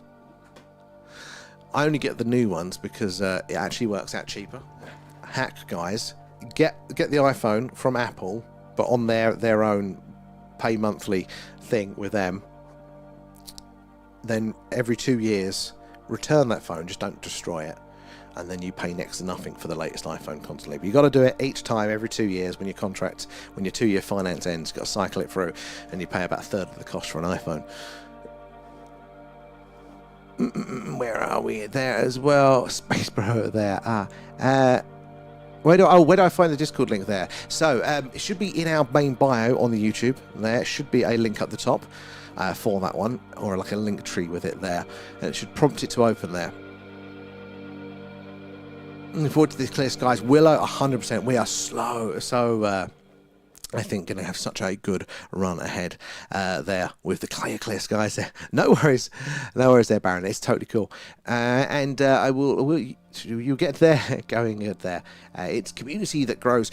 That is the thing, isn't it? It's just having such cool people in, and we really notice it, like with the quality of the questions and things. That's just the thing that really gets me excited there. Everybody's awesome questions, a chance to learn. I will 100% Liberty. You'll have to. I'm trying to think of when I'll catch them, because I'm just on here. I am on YouTube more often. I'm gonna go follow your channel later, then I'll get those notifications. I don't know why I haven't done it already. In fact, let me do it now, because I will totally forget. Where are we? There we go. Done. There you go. I should get notification. Thanks there. And open the channel. Awesome. There. 5k. I don't even know. That'd just be mental. A part of me was like, that'd be cool, but then also like, I want to be able to still answer everybody's questions. That's my favourite bit. That's my favourite bit, is hearing all of the things there. Tick as well. Thank you for the gifts. There. Literally the phone to have it. I got the 15. I think that's probably the one I had before, which was totally fine. Got that one. I actually quite like this one. I kind of fell out of love a bit with the iPhones. I mean, I wouldn't go to Android because I just don't trust anything now. I'm like one of these lazy people that I just want it to work. But I mean, to be honest, I've not been massively impressed by them. They've not done anything flash in a while. But there is actually something with this one. I quite like it a little bit more than it just being a phone. There. What's in A2 there, travelling? Right, I'm a bit late for that one, sorry. But A2... Don't know. Sorry, missed that one. It's a bit slow there. And Light, how are you doing there? So, Donna as well. God, I've missed loads of gifts there. Donna, Light, Tick, and Beauty Odds, Beautiful Odds there as well. Drewski, travelling as well, and UFO Fast. Thank you for the gifts, guys. Appreciate that. All goes back into the stream as well. And Donna Galax, Donna, wow, that is very, very generous of you there. But thank you very much. Very, very kind. As it all goes back into the stream, helps to prove what we do. How are you doing as well? We're going to be on for a few minutes, then we will have to wind it up. We're going to try aim for 1:30 tonight, because I'm meant to be being better at work there. And I'm not at the minute there. Which direction are we looking here? So, brilliant question. I think we are looking, judging by the fact I can see the screen on the camera, I think we are looking pretty much directly south at the minute from our position here in Wiltshire. I will see 4 to A2. Oh my god. I need it. I don't have the grid up on my big screen, so I have to... Oh, I see it. I see it. I'm a bit slow there. But good catching the movement. I don't think there's anything anomalous yet, but keep your eyes on it. Because you never know, it could turn at the last second there. And I just realised your numbers are from right to left there, but the letters are top to bottom. So, yeah, the reason that is because when I initially set up the grids, I had to do a vertical and a horizontal version for YouTube and TikTok. And thank you for completing the goal. That's very kind. But yeah, for YouTube and TikTok there. But I actually got the numbers round the wrong way. Well, that's a nice bright one. So when to get them to line up so it's the same letters and numbers, the grid is the same, then yeah, I had to do it that way. See, this is nice. But again, it's not doing anything anomalous yet. But keep your eyes on it as we zoom back out there. Keep your eyes on it. So it only takes that last minute change of course or trajectory, anything like that, will tell us for sure that it's not one of the many man-made satellites there. And huge flurry there just then in the centre. Good spot in there. Sometimes and you think these things are in orbit, so they're coming around cyclically, but yet you suddenly get these huge bursts. It was the other way, and I had it wrong. It might be an easier way of doing it, but my head, I just can't in my head. Can't get it around. Where are we there? Loads of admin there, and I look at chat and chat as much as I can, but the planes are very difficult. See, that's the thing. I'm quite lucky with this, that the space does the work. I occasionally have to zoom in on the really, really good stuff, but other than that, like, I am free to chat with you guys there. Most other sort of streams don't get that luxury, that you're on the ground doing something and you're there.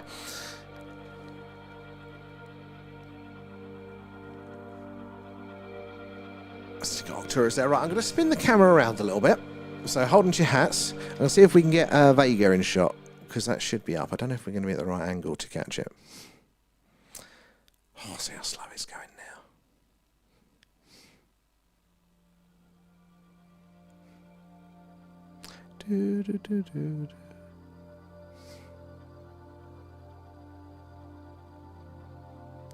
Come on. Well, there's Vega right by the B. Oh, there we go. Right. So it's a bit lighter here, but can I? No, I'm not going to be able to get any higher. But is that even visible for you guys? Oh, it's off the screen. Why is that off the screen for you guys? Either way, right, there we go. Look, see this one. Oh, let's zoom in so everybody can see it. This one is our stream mascot. There, look how purple that bastard is. That's Vega. And again, this is going to be in our main start on the stream for basically all of summer. It's phenomenal. So it's a bit bright, so it does actually get bigger and more purple, but it's absolutely amazing to see. And it's where, spoilers, in the film Contact, Jodie Foster may or may not be going to there.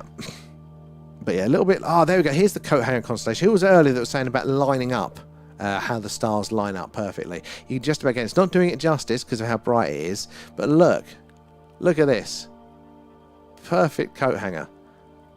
What are the chances that from our perspective all of those stars line up in that perfect? It's like the only fucking constellation that actually looks like what it says there.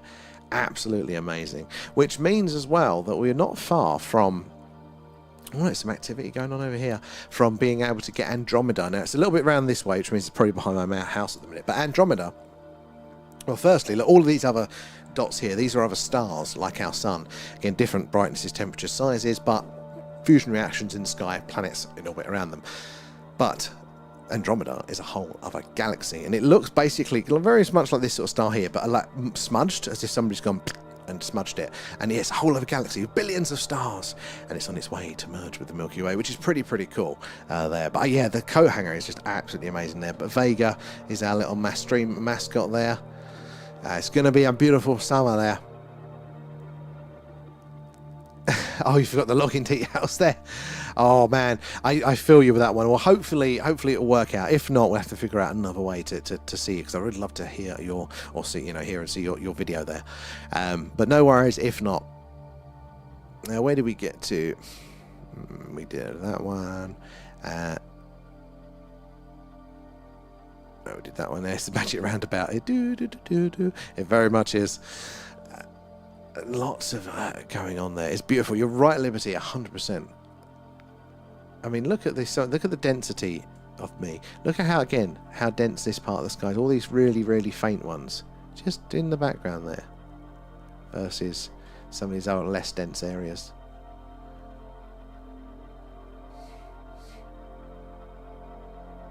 So I think this bright one here in one is Deneb, I think, if I'm getting my alignments right, because that was just over.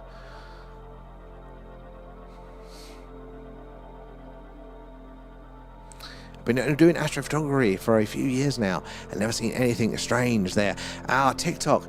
I mean, this is the thing, maybe not. I mean, if you're doing photography though, watch like your sort of shutter speed for it there. And are you zoomed in as well? Because this was the other thing. Like, lots of people think we've got a telescope, but the telescope is going to be so point source. You never know where the action is.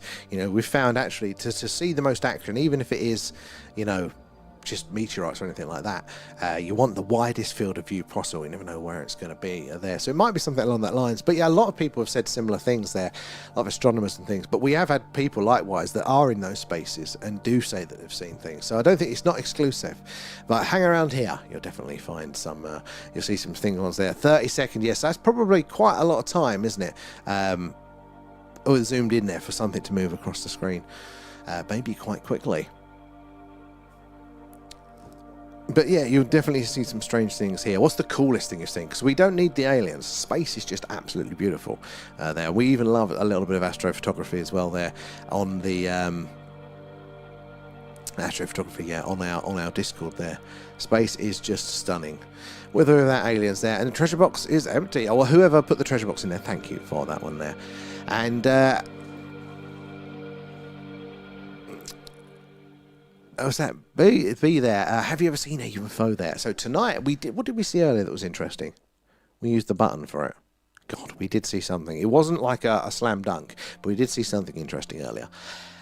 Yeah, no, we've seen things that definitely can't be man-made satellites or anything like that. They're much rarer, but they do happen.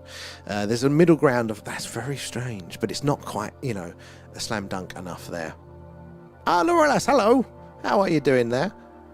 And travelling as well. Thank you for the treasure box there, guys. If you claim the coins there, do thank Travelling a Shepherd for that one. So the coolest thing I've seen is a comment hit them. Now that is actually pretty damn cool, TikTok. That is actually pretty damn cool. Oh, did you get any images or video of that? Because if you've got it on TikTok, we want to see it. I want to see that. That is actually pretty awesome. I'd love to get a comment on the screen one day, but again, we're just not letting in enough light for it there. And whenever we have had activity, it's always been cloudy for that sort of stuff there.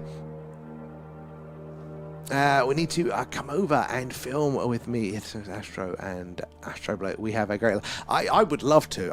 If I was driving again, then I would be all around. There'll be no stopping me. At the minute, though, I'm like just buggered to trains. And what with the insomnia, I'm no good until about like midday, so I don't like to travel in the mornings. But I 100%, at some point, I'll get my shit together, and we'll do that. I mean, you're not too far from the old man, so I think at some point we're going to have to be going down your way anyway. So that'd be a good excuse to say hello. I definitely would love to.